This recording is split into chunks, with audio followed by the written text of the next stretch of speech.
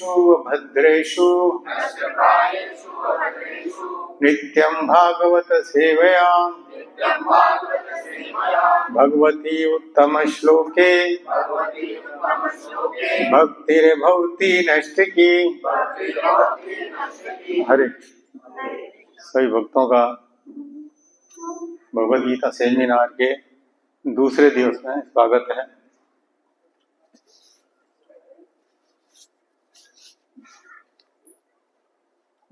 आज सेमिनार शुरू करने से पहले हम जरा मंगलाचरण करेंगे। ओम अज्ञानतिमिरदिश्य ज्ञानाञ्जनं शलाकया चक्षुरुन्मीलितं येन तस्मै श्रीगुरुवे नमः। श्रीचैतन्यमनोभीष्टं स्थापितं येन भूतले स्वयं रूप कदा मह्यं ददाति स्वपदान्तिकं। वन्देऽहं श्रीगुरो श्रीयुतपथकमलं श्रीगुरून् वैष्णवांश्च श्रीरूपं साग्रजातं सगणरघुनाथान्वितं तं सजीवं सावधूतं सावधूतं परिजनसहितं कृष्णचैतन्यदेवं श्रीराधाकृष्णपादां सगणललिता श्रीविशाखान्वितांश्च नमो विष्णुपादाय कृष्णपृष्ठाय भूतले श्रीमते भक्तिवेदांत स्वामिनिति नामिने।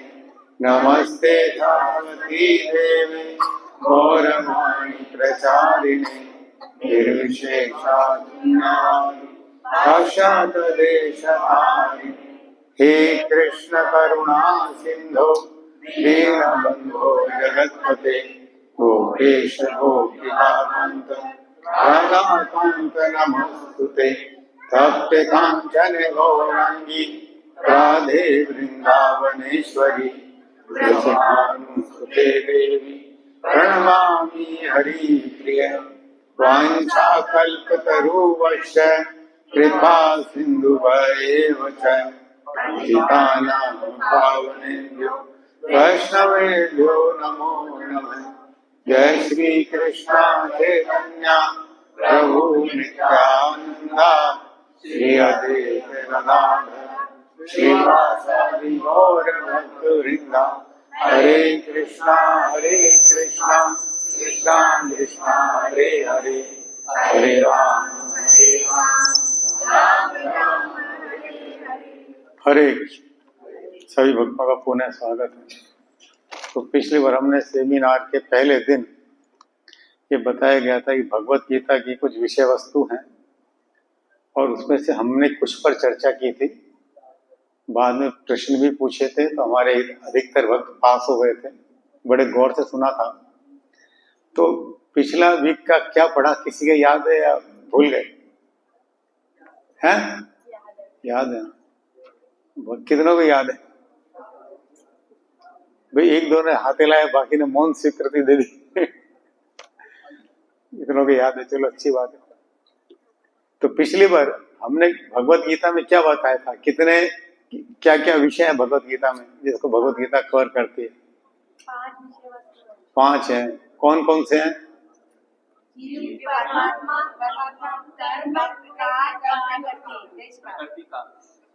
और हमने किन किन पे चर्चा की थी पिछली बार? जीवात्मा, परमात्मा और कर्म, 3 पे करी थी।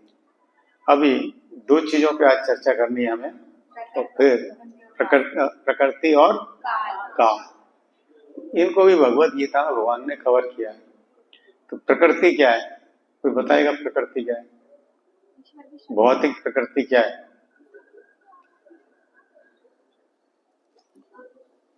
जो भी दृश्य जगत है पूरा, जो भी हमें कुछ दिखाई देता है, कहीं भी नजर डालें कुछ भी दिखाई देता है। मैं हूं, आप हैं, ये बिल्डिंग है, ये माइक है, ये किताब है, ये घड़ी है, कुछ भी है, चांद सितारे नक्षत्र, सब क्या है? भौतिक ब्रह्मांड प्रकृति का हिस्सा है। इसको कहते हैं भौतिक प्रकृति। क्या है ये? भौतिक प्रकृति है। तो ये भौतिक प्रकृति है, तो क्या कोई और प्रकृति भी है? ये भौतिक प्रकृति है तो कुछ और प्रकृति भी होगी, कोई दूसरी प्रकृति भी होगी। मनुष्य का स्वभाव वो है आध्यात्मिक प्रकृति, आध्यात्मिक लोक। तो प्रकृति जो है ये क्या है, भगवान कहते हैं कि ये मेरी शक्ति है। भगवान स्वयं कुछ काम नहीं करते, उनकी शक्तियां काम करती हैं। भगवान के मन में कोई विचार आया, उनकी शक्तियां तुरंत उसे पूरा कर देती। आज हमारे मन में कोई विचार आए तो हमें वो काम की एक रूपरेखा बनानी पड़ेगी, किसी को बोलना पड़ेगा, फिर वो करेगा, कोई नहीं करेगा, काफी दिनों में जाके होता है, और हो भी या नहीं भी हो कह नहीं सकते। पर भगवान कोई भी विचार करें वो तुरंत पूरा हो जाता है, तुरंत हो जाता है। भगवान के मन में विचार आया कि देवकी माता की जो 7वीं संतान है उसको देवकी के गर्भ से रोहिणी माता के गर्भ में ट्रांसफर कर दिया जाए। भगवान की शक्ति ने तुरंत कर दिया। कोई समय लगाया? कोई समय नहीं लगाया है, कोई समय नहीं लगाया। तो भगवान की शक्तियां सब काम करती है। और भगवान की जो शक्तियां होती हैं उनको 3 भागों में बांटा जाता है मुख्य तौर पर। कितने भागों में?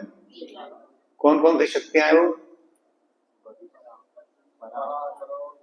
परा और अपरा और तदर्था। और परा से क्या मतलब है?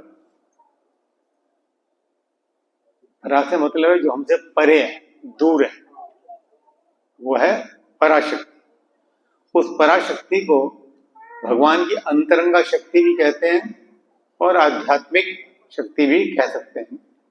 तो पराशक्ति, अंतरंगा शक्ति या आध्यात्मिक शक्ति भगवान की बोल सकते हैं। और वो शक्ति जो होती है वो भगवान के सारे जो वैकुंठ लोक है उनको कंट्रोल करती है।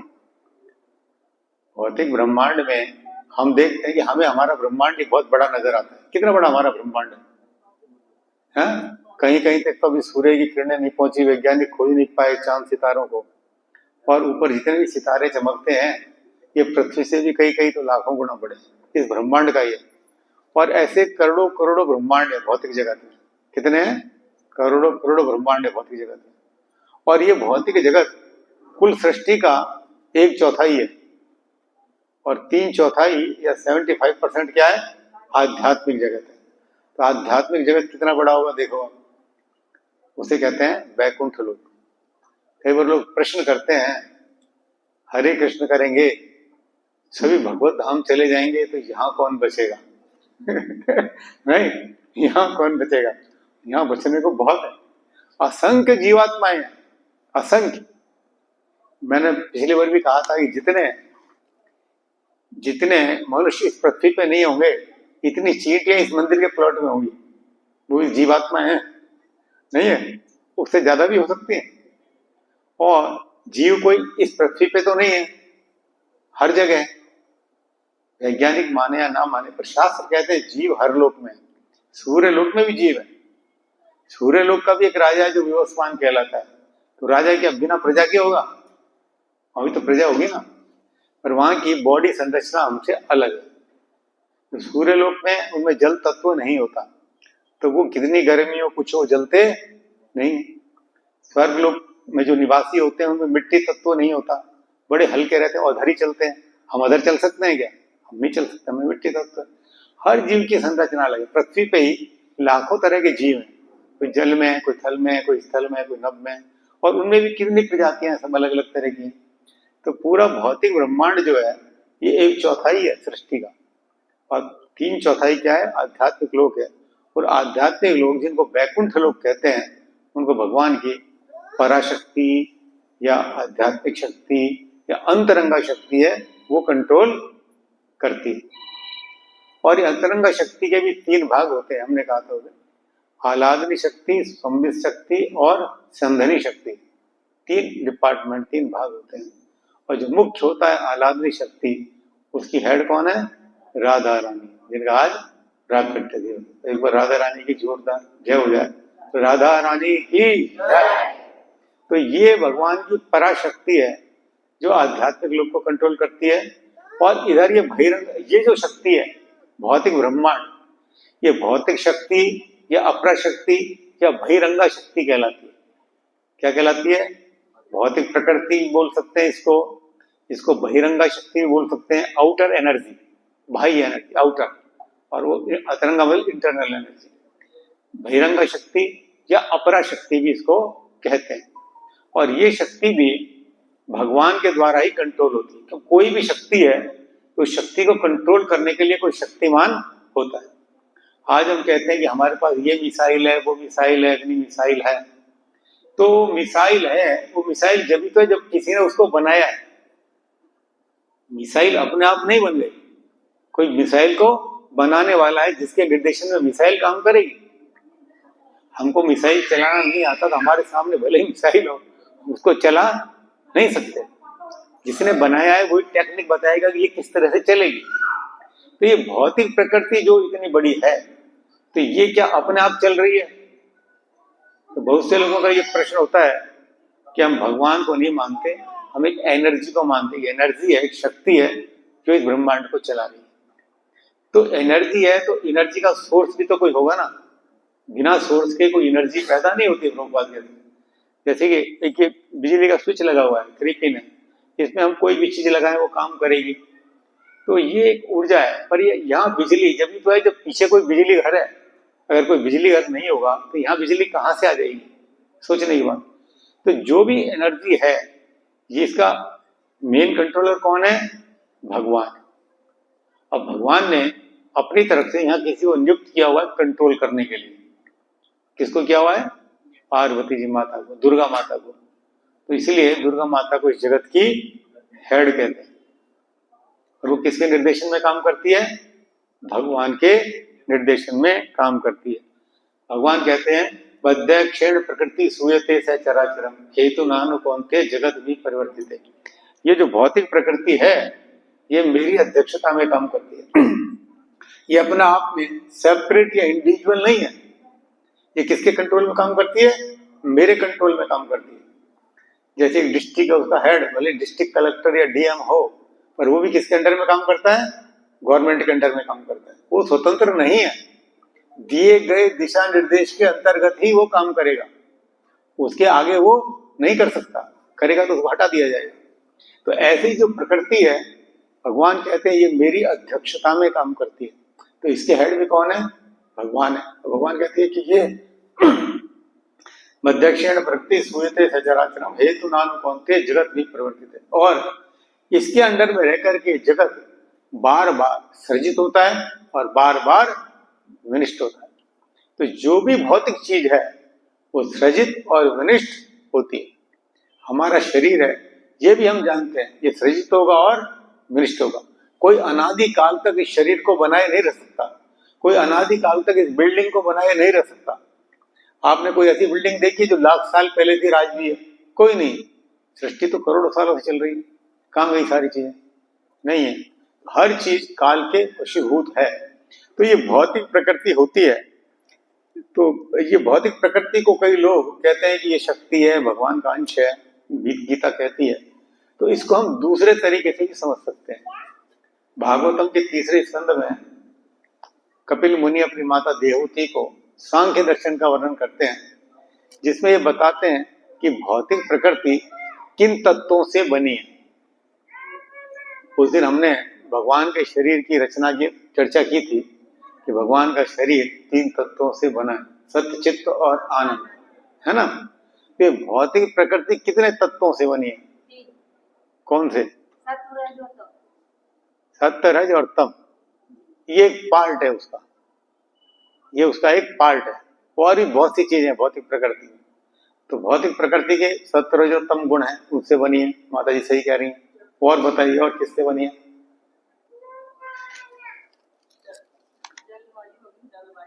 जल, वायु, अग्नि, इससे भी बनी है। और किससे बनी है? 24 तत्व हैं। 24 बताइए, आपने थोड़े से बताए। बैठे बैठे। मूल प्रकृति सत्व रज तम तीनों साम्यावस्था में, तो वो मूल प्रकृति। और उन तीनों तत्वों में चेतन की सहायता से परमपिता परमात्मा इनमें शक्ति देता है, विस्तार देता है, ऊर्जा देता है, इनमें हलचल उत्पन्न होती है और 24 तत्व बनते हैं। तो पहला है बुद्धि तत्व, बुद्धि, महत्व। उससे अहंकार की उत्पत्ति होती है। अहंकार से 11 इंद्रियां, 5 ज्ञानेंद्रियां, 5 कर्मेंद्रियां और मन, उनसे 5 पंच सूक्ष्म भूत, और जिनको कहते हैं इंद्रियों के विषय, तन्मात्राएं, पंच तन्मात्राएं, और उनसे पंच महाभूतों की उत्पत्ति होती है। माता जी ऐसे तैयारी करके आई हैं, जैसे 11वीं 12वीं का स्टूडेंट आईआईटी की तैयारी करता है तो आगे किताब पढ़ लेता है। सर मेरा नहीं है? तो हम इसको सूक्ष्म तरीके में बांधते हैं कि 24 तत्वों से जो बनती प्रकृति, इसमें 5 महाभूत होते हैं, मेन तत्व होते हैं 5 भूत, पृथ्वी, जल, अग्नि, वायु और आकाश। हमारा शरीर भी इन 5 चीजों से ही बना है। भौतिक प्रकृति की कोई भी चीज इन 5 तत्वों से ही बनी है, और इन तत्वों के मिश्रण में अलग अलग चीजें होती है, इसलिए हर लोक का प्राणी अलग अलग होता है। वैज्ञानिक कहते हैं ना कि वो ये देख रहे हैं कि चंद्रमा पे या आगे कहीं जीवन है या नहीं, और वो जीवन की खोज किससे करते हैं? जल से करते हैं। अगर पानी नहीं है तो जीवन नहीं है। अरे भाई ये पृथ्वी पे लागू है, और जगह लागू नहीं है, वहां बिना जल के भी जीवन संभव है। भगवान की संरचना है, वो बिना जल के भी जीवन उत्पन्न कर सकते हैं। तो यहाँ पर 5 महाभूत, पृथ्वी, जल, अग्नि, वायु और आकाश, 5 ज्ञान इंद्रियां। 5 ज्ञान इंद्रियां कौन कौन सी होती हैं? आंख, कान, नाक, जीभ और त्वचा, ये 5 हमारी ज्ञान इंद्रियां होती हैं। और 5 होती है कर्म इंद्रियां, जिनके द्वारा हम कर्म करते हैं।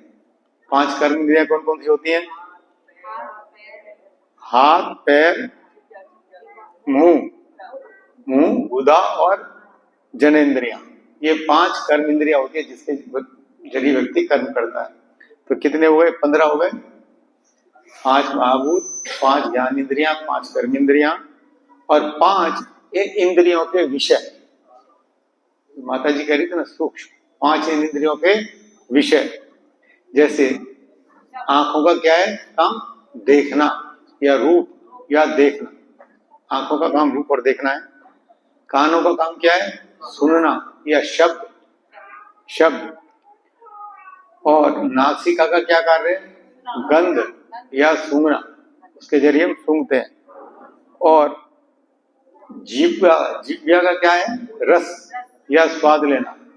और त्वचा का क्या है? स्पर्श या महसूस करना। आप में से कोई है जो इन इंद्रियों को काम में नहीं लेता? है कोई? है? हम सब इन इंद्रियों को काम में लेते, और ये सब क्या है? भौतिक है। और इसके अलावा प्रकृति के 3 गुण, सतो, रजो और तमो गुण, और 3 सूक्ष्म तत्व, मन, बुद्धि और अहंकार, जो दिखाई नहीं देते पर कूट के भरे हो, आदमी उनके हिसाब से चलता है। तो ये 24 तत्वों से ये प्रकृति बनी है। कभी कभी आत्मा को भी 25वां तत्व मान लिया जाता है, पर आत्मा क्या है?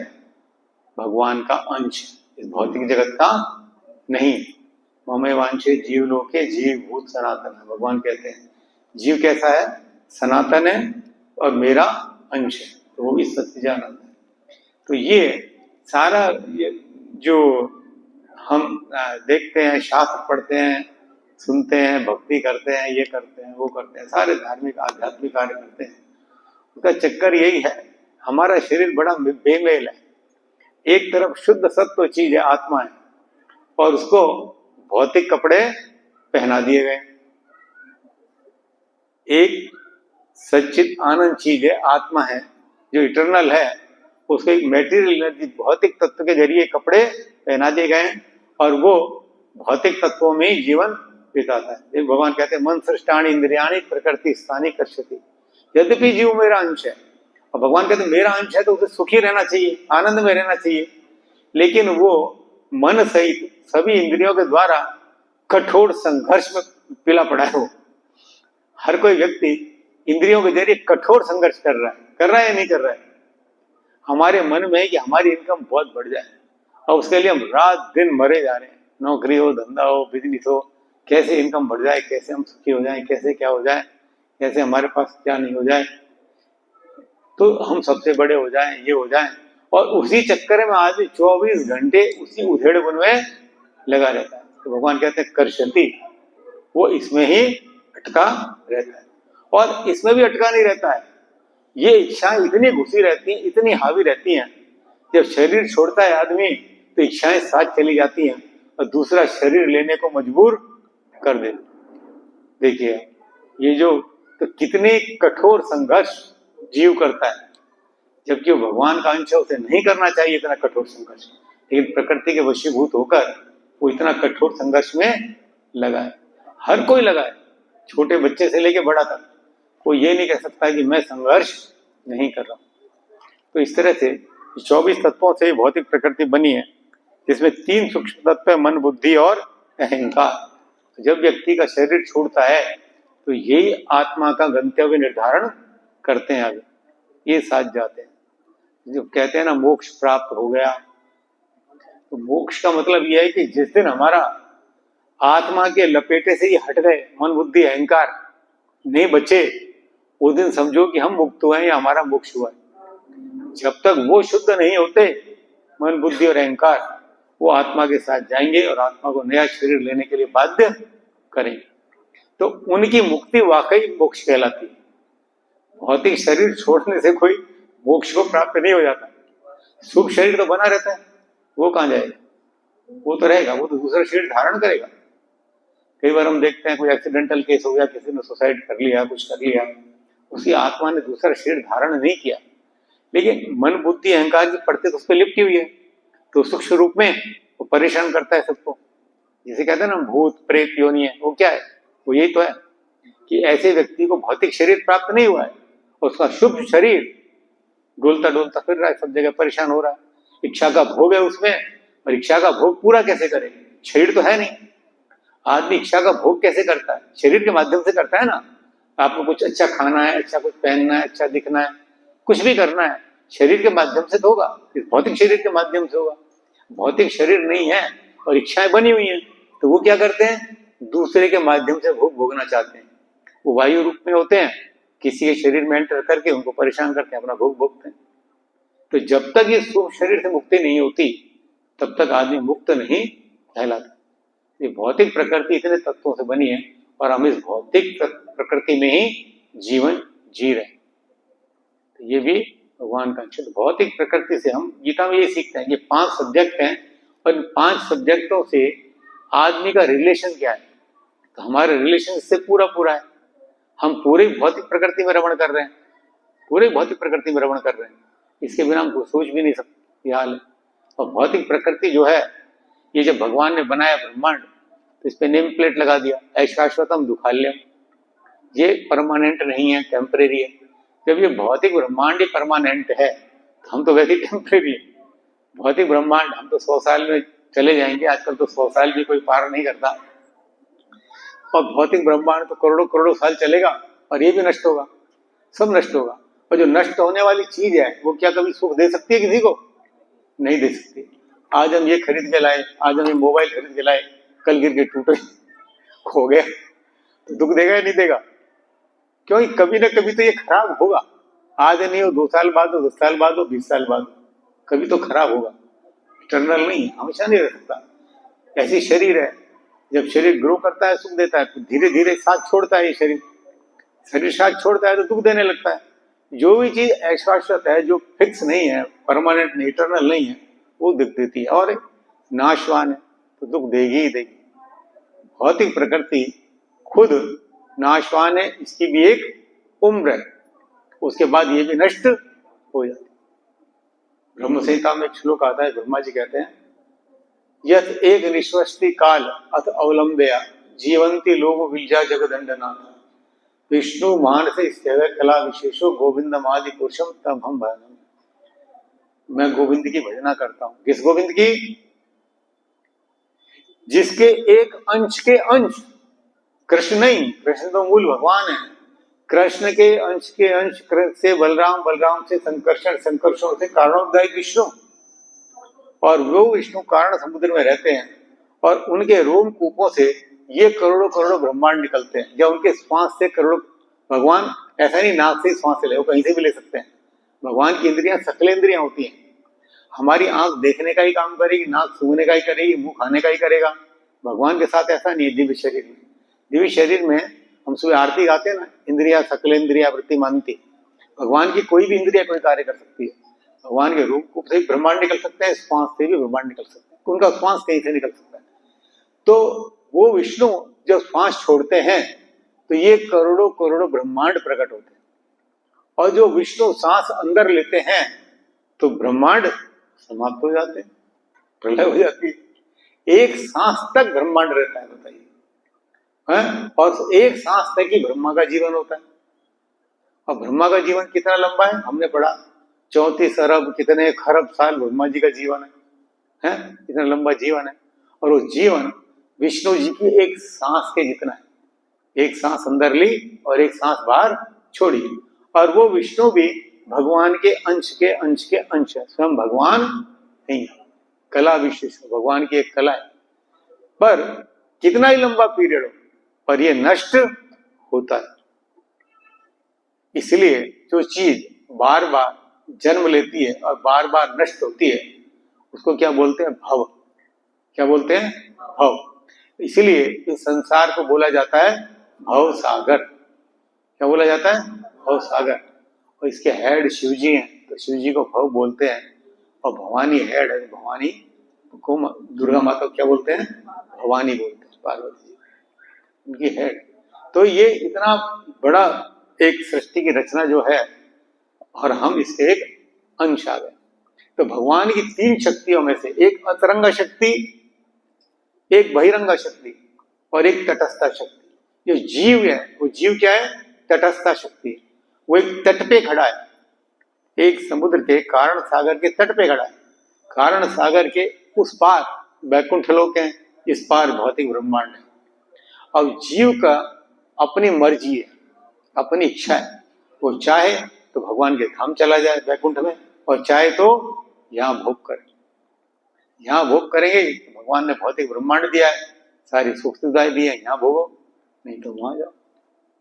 ये जीव की इच्छा पर निर्भर करता है। तो ये भौतिक प्रकृति का हमारे जीवन में कितना है। और भगवान 15वें अध्याय में कहते हैं गीता के में कि भौतिक प्रकृति की तुलना किससे देते हैं? एक अश्वत्थ वृक्ष से देते हैं। एक अश्वत्थ वृक्ष है और ये ऐसा वृक्ष है जो उल्टा है, जिसकी जड़ें ऊपर हैं और पत्तियां नीचे। अब ऐसा वृक्ष हमको तो कोई देखने को मिलता है भौतिक जगत में? नहीं मिलता है, जिसकी जड़ ऊपर और पत्तियां नीचे हो। प्रभुपाद टीका में कहते हैं लेकिन अगर हम किसी जलाशय के किनारे पे खड़े हों और वहां कोई पेड़ उगा हो, तो उस पेड़ की अगर हम परछाई पानी में देखेंगे तो हमें वो उल्टी दिखाई देगी। टहनियां सिरे नीचे दिखेंगे और जड़ें ऊपर। क्यों ऐसा सिद्धांत दिया गया है? क्यों ऐसा उदाहरण दिया गया है? क्योंकि ये भौतिक जगत आध्यात्मिक जगत का क्या है? उल्टा प्रतिबिंब है। उसी का ही एक विकृत प्रतिबिंब है, इसलिए दिया गया। और उसमें कहा जाता है कि आदमी इस वृक्ष में उलझा हुआ है, इस भौतिक जगत में। कभी वो ऊंची टहनी पे चला जाता है, कभी नीचे पे आ जाता है। जैसे बंदर पेड़ को उछल कूद करता है तो क्या करता है? कभी ऊपर चला गया, कभी नीचे आ गया। ऐसे ही इस ब्रह्मांड में 14 लोक हैं।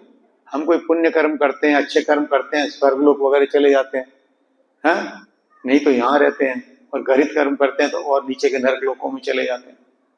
पर हमको इस वृक्ष से बाहर निकलना है, इस वृक्ष से बाहर निकलना है। तो इस वृक्ष में रहकर आदमी सुखी नहीं रह सकता। और सारे धर्म ग्रंथ जो भी हमारे इस वृक्ष को काट करके इसके बाहर जाने की बात करते हैं। अब वो कैसे निकला जाएगा हम आगे पढ़ेंगे। अभी भौतिक प्रकृति के बारे में और भगवान कहते हैं कि सर्वभूतानि कौन्तेय प्रकृति जानती मामिका कल्पक्षाय पुनस्तानि कल्पादो विसर्जम्याम। हे कुंती पुत्र, कल्प का अंत होने पर सारे प्राणी मेरी प्रकृति में प्रवेश करते हैं और अन्य कल्प के प्रारंभ होने पर मैं उन्हें अपनी शक्ति से पुण्य उत्पन्न कर देता हूँ। जब भगवान सांस लेते हैं सब चीज अंदर, बाहर लेते हैं तो सारी चीज प्रकट। अब कई बार लोगों का ये रहता है, अरे इतने लोग तो रोज पढ़ रहे हैं नए नए कहाँ से पैदा हो रहे हैं, नहीं कोई भगवत धाम गया, कोई कहाँ गया, रोज कहाँ से पैदा हो रहे हैं। भाई जीव केवल इंसान ही नहीं है ना, और जीव है, वो भी धीरे धीरे उन्नत होते हैं, इंसान के रूप में आते हैं। दूसरी बात, भगवान का सांस हमारा जितना छोटा नहीं है, कितना लंबा है, ब्रह्मा जी के एक जीवन काल तक, और वो खरबों साल तक भगवान का एक सांस चलता है। तो जीवात्माएं उनसे निकलती रहती। और फिर भगवान भगवत गीता में आगे कहते हैं कि एम समस्त प्रभो मत सर्व प्रवृत्ते इति मता भजन्ते माम बुधा भाव समानता। जो बुद्धिमान लोग हैं, जो समझते हैं कि सब चीज मेरे द्वारा ही उद्भूत है और मैं ही सबका कारण रूप हूं, वो मुझे जानकर समझकर मेरी भक्ति में लगते। तो ये प्रकृति के बारे में भगवत गीता में बहुत कुछ बताया गया है। हम इसका संक्षिप्त में हमने इसका वर्णन किया है। तो भौतिक प्रकृति से हमें बाहर आना है। भौतिक प्रकृति के बारे में और बहुत से श्लोक लिखे गए हैं भगवान ने भगवत गीता में। पर ये हमारा शरीर भौतिक प्रकृति से निर्मित है, जिसमें 5 स्थूल और 3 सूक्ष्म तत्व हैं, और आत्मा इनको वस्त्र के रूप में ओढ़े हुए, और अपने कर्म के हिसाब से आत्मा नया नया शरीर धारण कर लेती है। मनुष्य का भी कर सकती है, किसी और जीव जंतु का भी धारण कर सकती है, और जैसे उसके कर्म होते हैं उसकी इच्छा पूर्ति के लिए भगवान उसको वैसा ही शरीर प्रदान कर देते। जैसे किसी को दिन भर पानी में पड़े रहने का शौक है, तो भगवान के चलो इसको मछली का जीवन प्रदान कर दो, है। आजकल फैशन है, किसी को कपड़े पहनने का शौक नहीं है, शरीर दिखाना है, भगवान कहते हैं इसको पेड़ बना दो। पेड़ कभी कपड़े नहीं पहनते। ज्यादा मांसाहार का शौक है, बिल्ली कुत्ता शेर बिल्ली कुछ बना दो, वो बना दो, तो फिर शरीर वैसा ही मिले, वैसा ही शरीर मिले। हमारा शरीर इन कामों के निमित्त नहीं है कि हम मांसाहार करें, फिर भी जीव करता है, अपनी इच्छा के वशीभूत होकर करता है, तो अगला जीवन उनका वैसा ही होगा। क्योंकि भगवान ने हमें ऐसा शरीर नहीं दिया मांसाहारी का। मांसाहारी जीव हमारी तरह मांसाहार नहीं करते हैं, सीधा जानवर को पकड़ते और खाते हैं, हमारी तरह नहीं करते वो। तो इस तरह से जो प्रकृति है, जीव प्रकृति में रहता है और प्रकृति में घोर संघर्ष करता रहता है, जब तक कि वो भगवान की ओर उन्मुख नहीं होता। इसलिए भगवान ने कहा है, मन सृष्टानि इंद्रियाणि प्रकृति स्थानी कर्षति। जीव मेरा अंश होते हुए भी मन सहित 6 इंद्रियों की वजह से प्रकृति से घोर संघर्ष में लगा हुआ है। हर व्यक्ति रात दिन संघर्ष कर रहा है, हर कोई संघर्ष कर रहा है। स्थूल दृष्टि से हमें लगता है कि मैं तो पैसा कमाने के लिए संघर्ष कर रहा हूँ, या मेरी कुर्सी बचाने के लिए संघर्ष कर रहा हूँ, कुछ भी। लेकिन बात यही है कि सब प्रकृति के वशीभूत है, उसके कंट्रोल में, और इस तरह से कार्य करते हैं। और ये प्रकृति इतनी स्मार्ट, इतनी तेज है, भगवान की शक्ति है, तो क्या कम होगी? दुर्गा माता, भवानी माता भगवान की शक्ति है, डायरेक्ट पूरे ब्रह्मांड को कंट्रोल करती है, तो वो क्या कमजोर है? है ही नहीं। वो भौतिक ब्रह्मांड की हेड है, वो हमें इस ब्रह्मांड से बाहर निकलने ही नहीं देगी।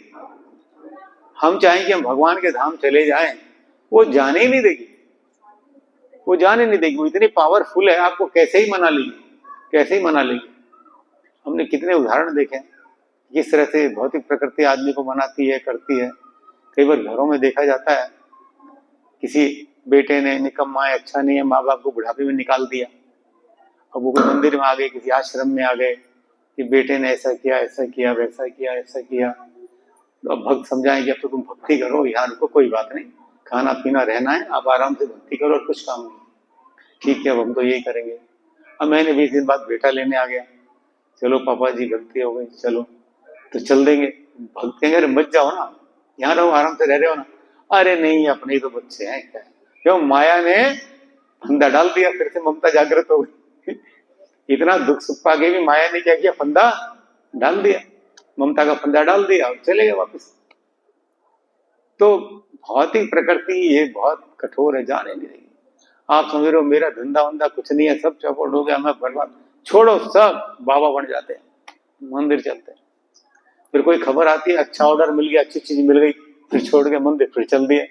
तो माया के फंदे बहुत तरह के होते हैं, किस किस तरह से आपको फंसाती है आप पूछ नहीं सकते, जब तक कि आप किसी गुरु के संरक्षण में नहीं।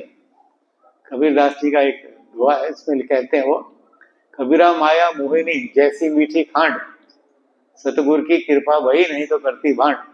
ये माया जो है, भौतिक प्रकृति जो है, माया जिसको कहते हैं, ये 3 गुणों से निर्मित है। ये क्या है? बड़ी खांड की तरह मीठी है, बहुत अच्छी लगती है ये, हैं? मेरे ऊपर तो मेरे गुरु की कृपा रही, नहीं तो मेरे जीवन में जाने कितना उत्पाद करती है। मेरे जीवन में उत्पाद इसलिए नहीं कर पाई कि मेरे गुरु की इस पे कृपा है। और भगवान भगवद गीता के 7 अध्याय के 14 श्लोक में कहते हैं, देवी ऐसा गुणमयी मम माया दुरत्या मामेव ये प्रवदन्ते माया ऐशाम तरन्ति। मेरी ये शक्ति है, एक गुणमयी शक्ति है, 3 गुणों से युक्त जो माया देवी है, बड़ी दुरत्या है, ये आपको जाने देगी ही नहीं। केवल एक तरीका है मेरे पास आने का, मामेव ये प्रवदन्ते माया ऐशाम तरन्ति। जो मेरे शरणागत हो गया उसको ये कहती है कि अब आप जाओ। तो माया देवी हमारे तरह तरह से टेस्टिंग करती है, तरह तरह से टेस्टिंग करती है। जब आप भक्ति मार्ग में आते हैं तो आप देखते हैं शुरू शुरू में कुछ कुछ उत्पात होने शुरू होते हैं आपके जीवन में। घर के नाराज हो गए, वो नाराज हो गया, ये प्रॉब्लम आ गई, वो प्रॉब्लम आ गई। और हमें इससे घबराना नहीं चाहिए। ये माया देवी के फंदे होते हैं, वो आपको टेस्ट करती है, आप भक्ति में कितने पक्के हो। आप छोड़ के आ जाओ, यहीं रहो, कोई वहां जाने की जरूरत नहीं है। यानी कि ऐसा नहीं है कि माया देवी भगवान की एंटी है, एंटी नहीं है, तो भगवान की शक्ति है। वो ये चेक करती है कि आदमी भगवत धाम जाने लायक है या नहीं है, कोई छोटे मोटे भौतिक प्रलोभन में तो नहीं फंस रहा है। तो ऐसे ही भक्ति जीवन में थोड़ी बहुत कहीं परेशानी आए तो हमें मान लेना चाहिए कि ये माया देवी का असर है, माया देवी टेस्ट ले रही है हमारी, हमें उसमें पास होना है। तो ये भौतिक प्रकृति के बारे में हमने चर्चा करी, 4था शब्द है। अब 5वां शब्द था काल। काल क्या है? समय। समय, समय का हमारे जीवन में क्या मतलब है? समय क्या हर जगह हर चीज समय से लागू होती है? समय का फैक्टर, काल का फैक्टर क्या हर जगह लागू है? देखिए, काल जो है,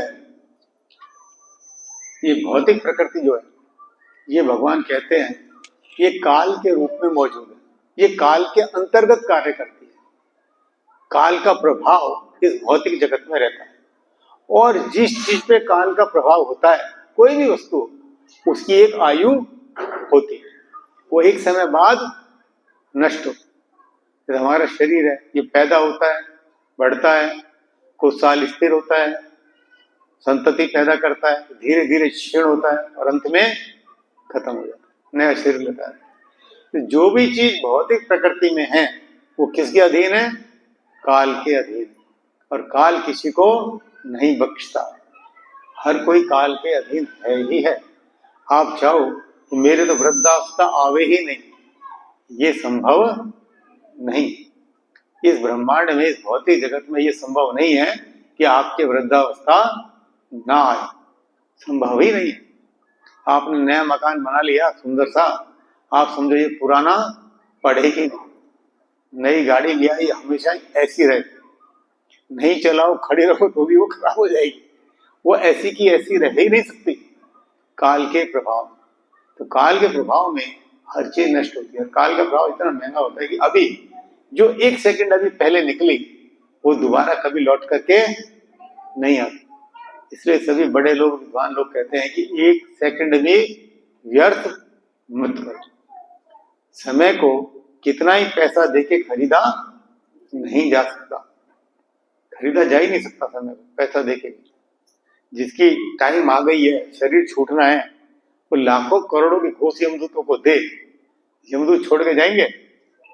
जाएंगे ही नहीं, वो लेके ही जाएंगे, चाहे तुम्हारे कितने काम अधूरे पड़े हैं, कितने ये पड़े हैं, कितने वो पड़े हैं। क्योंकि जीवन में हम क्या करते हैं, अरे चलो चलो चलो लेट हो रहे हैं, जल्दी करो, अभी 5 मिनट रुको, ये करना है, वो करना है, वो करना है, ये करना है। आदमी के 5 मिनट ही पूरे नहीं होते हैं। लेकिन जब बुलावा आता है ना, तो एक क्षण भी आदमी नहीं खरीद सकता लाखों करोड़ों देके। भौतिक प्रकृति में हर चीज काल के अधीन है। और भगवान कहते हैं संपूर्ण विराट जगत मेरे अधीन है, ये मेरी इच्छा से बार बार प्रकट होता है और बार बार विनिष्ट होता है। भूत्वा भूत्वा प्रलीयते, बार बार सृजन और बार बार विनिष्ट होता रहता है। तो ऐसी चीज जो बार बार दुख दे, बार बार दुख दे, बार बार दुख दे, उसके चक्कर में क्यों पड़े? प्रहलाद महाराज कहते हैं ये क्या है? चर्वित चर्वणम, चबाए हुए को बार बार चबाए। हम ये कर रहे हैं। हमने आज कोई चीज चबाई, हमें टेस्टी लगी, हमने रसगुल्ला खाया, कुछ खाया, थोड़ा सा एक उदाहरण ऐसा है, खाया, और हम तो कब तक चबाएंगे?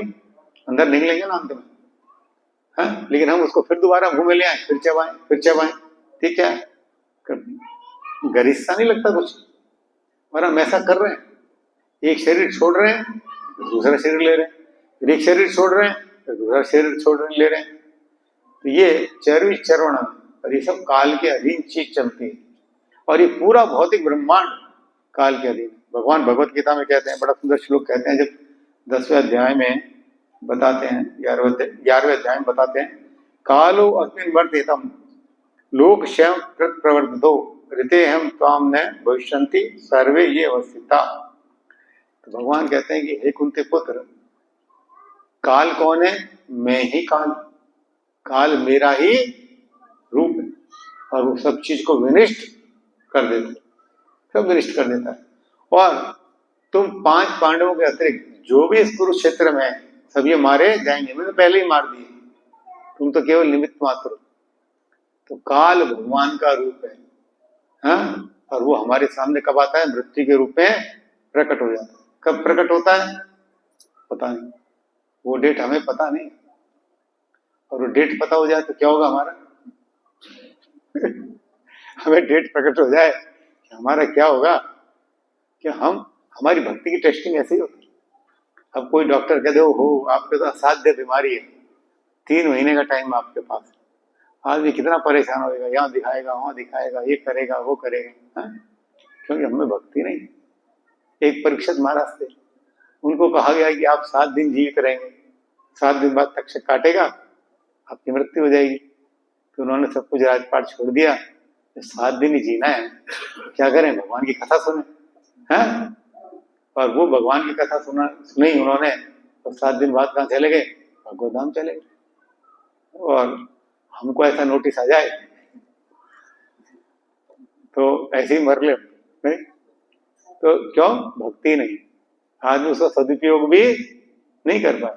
शास्त्रों में सदुपयोग के उदाहरण है। परीक्षित महाराज समय का कितना सदुपयोग किया, 7 दिन बिना उठे, रात दिन भागवत चलती रही, तो सुने रहे, उठे भी नहीं हो, पानी पीने के लिए भी उठे नहीं, लगातार भगवत कथा होती। देखिए, सुनाने वाला भी भगवत धाम गया, सुनने वाला भी भगवत धाम गया। पहला अध्याय में भागवत में खटवांग महाराज की कथा। खटवांग महाराज ने कि भगवान राम के वंशजों में लंबे समय तक देवताओं के लिए युद्ध किया, लंबे समय तक किया देवताओं के लिए युद्ध, देवताओं के लिए युद्ध किया, युद्ध शांत हो गए, वो थकान हो गई उनको, बोला मैं छुट्टी लेना चाहता हूँ। देवता का ठीक है, अब रिटायरमेंट ले लो, आपने हमारा बहुत सेवा की, क्योंकि आपने हमारी बहुत सेवा की है, तो आप बताओ हम आपको क्या वरदान दें? देवता वरदान दे सकते हैं, उनको पावर है, देवता देख के बता भी सकते हैं आपकी आयु कितनी है। तो खटवांग महाराज कहते हैं मैं वरदान लूंगा तो मेरे को उसका भोग करना पड़ेगा। फिर कोई वरदान लेंगे तो भोग करेगा ना, आपको ये राजा बन जाओगे, इतने साल राजा रहोगे, ये रहोगे, वो रहोगे। बोले पहले वरदान देने से पहले ये बताओ मेरी आयु कितनी है? तो देवता देख के बताते हैं, अरे आपकी तो कुछ क्षणों की आयु है, अभी तो आयु नहीं बची, कुछ क्षणों की आयु। बोला अपने वरदान अपने पास रखो, मेरे को भगवान पे ध्यान लगाने दो। तो उन्होंने देवताओं को छोड़ के भगवान पे ध्यान लगाया, और कुछ क्षण में ही उनको भगवत धाम प्राप्त। तो कई बार भक्त प्रश्न करते हैं, इतने दिनों से 16 माला कर रहे हैं, इतने दिनों से ये कर रहे हैं, तो हमारी क्या पोजीशन है? रेलवे की वेटिंग लिस्ट थोड़ी है भाई, तुम्हारी पोजीशन पता पड़ेगी भाई, तुम्हारी कब क्लियर होगी, ऐसा नहीं है। तो भक्ति में हो सकता है हमको अभी और लाखों लाखों जन्म लेने पड़ जाए, हजारों हजारों जन्म लेने पड़ जाए, हैं? या हो सकता है इस जीवन में हम भगवत धाम चले जाए। खटवांग महाराज इस जीवन में चले गए। तो भाव ये होना चाहिए कि हम भक्ति कर रहे हैं तो भगवान अपने आप बुला ले, ठीक है ना? ये भाव। चेतन महाप्रभु के पार्षद की कथा आती है मुकुंद की, वो चैतन्य महाप्रभु एक बार प्रकाश लीला करते हैं और अपने जितने पार्षद होते हैं सबको एक एक करके बुलाते हैं। एक एक करके बुलाते हैं तो उनसे पूछते हैं क्या मांगना है मांगो। सबको बुलाते हैं एक एक कर। और मुकुंद जो थे वो उनके प्रमुख गायक थे, प्रमुख गायक थे। जो गाते थे तो इतना अच्छा गाते थे कुछ नहीं। महाप्रभु को बड़ा पसंद था उनका गायन। महाप्रभु ने उसको नहीं बुलाया। अब वो बाहर अपना इंतजार करता करता वो रोने लग गया कि मेरे को तो बुलाया नहीं, सबको बुला लिया, मेरे को बुलाया नहीं महाप्रभु ने, क्या करूं।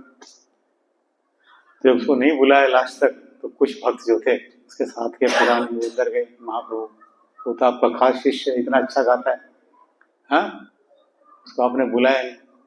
और महाप्रभु तो भगवान है, हृदय की बात जानते हैं। कहते नहीं, वो मेरे सामने ये भक्ति करता है, ये करता है, पीछे से मायावादियों से मिलता है, उनसे मिलके बातें करता है, उनके सत्संगों में जाता है, वो मेरा भक्त है, उसको मैं बुलाऊंगा ही। तो लोगों ने आगे बताया तो वो और डिप्रेशन में आ गया, रोने लगा। तो फिर भक्त अंदर दोबारा गए, महाप्रभु बुला लो, बहुत परेशान है, बहुत रो रहे। तो महाप्रभु ने कहा कि उसको बोलो, उसको मेरे पास आने के लिए इतने जन्म लेने पड़ेंगे जितने कि जिस पेड़ के नीचे वो बैठा है उसमें जितने पत्ते हैं उतने जीवन उसको लेने पड़ेंगे, तब वो मेरे पास आएगा, भी नहीं आ सकता। कठोर होकर महाप्रभु ने कह दिया। और वो बेचारा बड़े सारे विशाल इमली के पेड़ के नीचे बैठा था। इमली के पेड़ में कितने पत्ते होते हैं बताओ, एक पत्ते में 10-20 पत्ते होते हैं। तो भक्त लोग बहुत उदास हो गए। उसको जाके बोला कि महाप्रभु तो ऐसा कह रहे हैं, क्या किया जाए। बोला अच्छा ऐसा कह रहे हैं। वो तो खुशी से नाचने लगा, कूदने लगा, पागलों की तरह व्यवहार करने लगा। सब भक्तों ने समझा इसके झटका लग गया है दिमाग में, पागल हो गया है, इस तरह से ये ऐसी हरकत कर रहा है। तो जाके महाप्रभु को बताया। बोला तो भाई ऐसी क्यों हरकत कर रहा है तू। सब बोले। बोला कोई बात नहीं, महाप्रभु ने कहा है ना इस पेड़ में जितने पत्ते हैं इतने साल बाद में आऊंगा, इतने जीवन बाद आऊंगा। कन्फर्म तो कर दिया कि मैं आऊंगा, महाप्रभु के पास मैं जाऊंगा, ये तो कन्फर्म है। देखिए ये कन्फर्मेशन क्या कम है कि इतने साल बाद वो जाएगा, इतने साल बाद जाएगा। और पागल की तरह नाचने लगा। भक्तों के समझ में ये बात नहीं है। अंदर जाके बोले महाप्रभु लगता है वो तो पागल हो गया है। तो वो कहता है कि इतने साल बाद ही सही, पर महाप्रभु ने कहा है तो मेरे को अवश्य बुलाएंगे, इतने जन्म के बाद ही बुलाएंगे। तो महाप्रभु उसके हृदय की बात समझ गई कि उसको मेरे पे कितना विश्वास है, इतने जीवन के बाद मैं बुलाऊंगा, कह रहा हूं तो बुलाऊंगा। तो महाप्रभु का चलो उसको बुला ला, उसको तुरंत बुला लिया।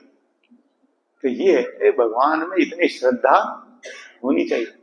तो इतनी श्रद्धा है तो भाई जीवन में चले जाएंगे, और नहीं है तो ठीक है घिसट घिसट के जाएंगे। कोई बच्चा 10 में 4 साल में पास होता है, कोई में पास हो जाता है। देखिए ये हमारे ऊपर है। तो ये प्रश्न कि हम इतने दिनों से माला कर रहे हैं, इतने दिनों से ये कर रहे हैं, हमारे तो कोई परिवर्तन ही नहीं है, हमें कुछ चेंज ही नहीं है। तो ये हम पर डिपेंड है कि हम कितनी गहराई से, कितने तरीके से माला कर रहे हैं या कोटा पूरा कर रहे हैं अपना। अभी हमने पिछले एग्जाम लिया था, कोई भक्त कई महीने से आ रहे हैं, कोई 2 माला लिख रहा है, कोई 1 माला लिख रहा है, कोई 4 माला लिख रहा है। अरे भाई 16 माला पे आना, 1-2 माला करके कब तक आगे चलोगे। तो काल का प्रभाव हमारे जीवन में रहता है। और भगवान कहते हैं एक और अव्यक्त प्रकृति है, गीता में कहते हैं, जो काल के अधीन नहीं। और वो क्या है? भगवान के धाम, बैकुंठ लोक। बैकुंठ लोक में कभी कोई विनाश नहीं होता, वहां कोई काल का प्रभाव नहीं। इसीलिए बैकुंठ लोक में हर कोई दिव्य अवस्था में रहता है। वहां ऐसा नहीं आप बूढ़े हो गए, आप मर गए, आप ये हो गए, वो है ही नहीं। या वहां दिन हो गया या रात हो गई, है ही नहीं, वहां कुछ है ही नहीं। अब जैसे हैं वैसे ही रहेंगे, वैसा ही मौसम रहेगा, वैसी चीजें रहेंगी। बैकुंठ धाम का वर्णन हमने पिछली बार भी किया था, कितना सुंदर है बैकुंठ धाम। वहां कोई कुंठा ही नहीं है। बैकुंठ का मतलब वहां जलन कूड़ा निरसा जैसी कोई चीज ही नहीं है। ये भौतिक जगत में पाई जाती है, और भौतिक जगत में व्यक्ति जैसा सोचता है ऐसा ही भगवान के बारे में लिख देता है। आज प्रभु जी कोट कर रहे थे लेक्चर में कि एक फिल्म में गाना हो गया, राधा क्यों ना जले, राधा क्यों ना जले। एक फिल्म में गाना आया था, ऐसा है ना, राधा क्यों ना जले। राधा रानी जलेंगी कहां से? तो बैकुंठ में। राधा रानी काम बैकुंठ में कोई नहीं जलता किसी से, कोई किसी जल महसूस नहीं करता।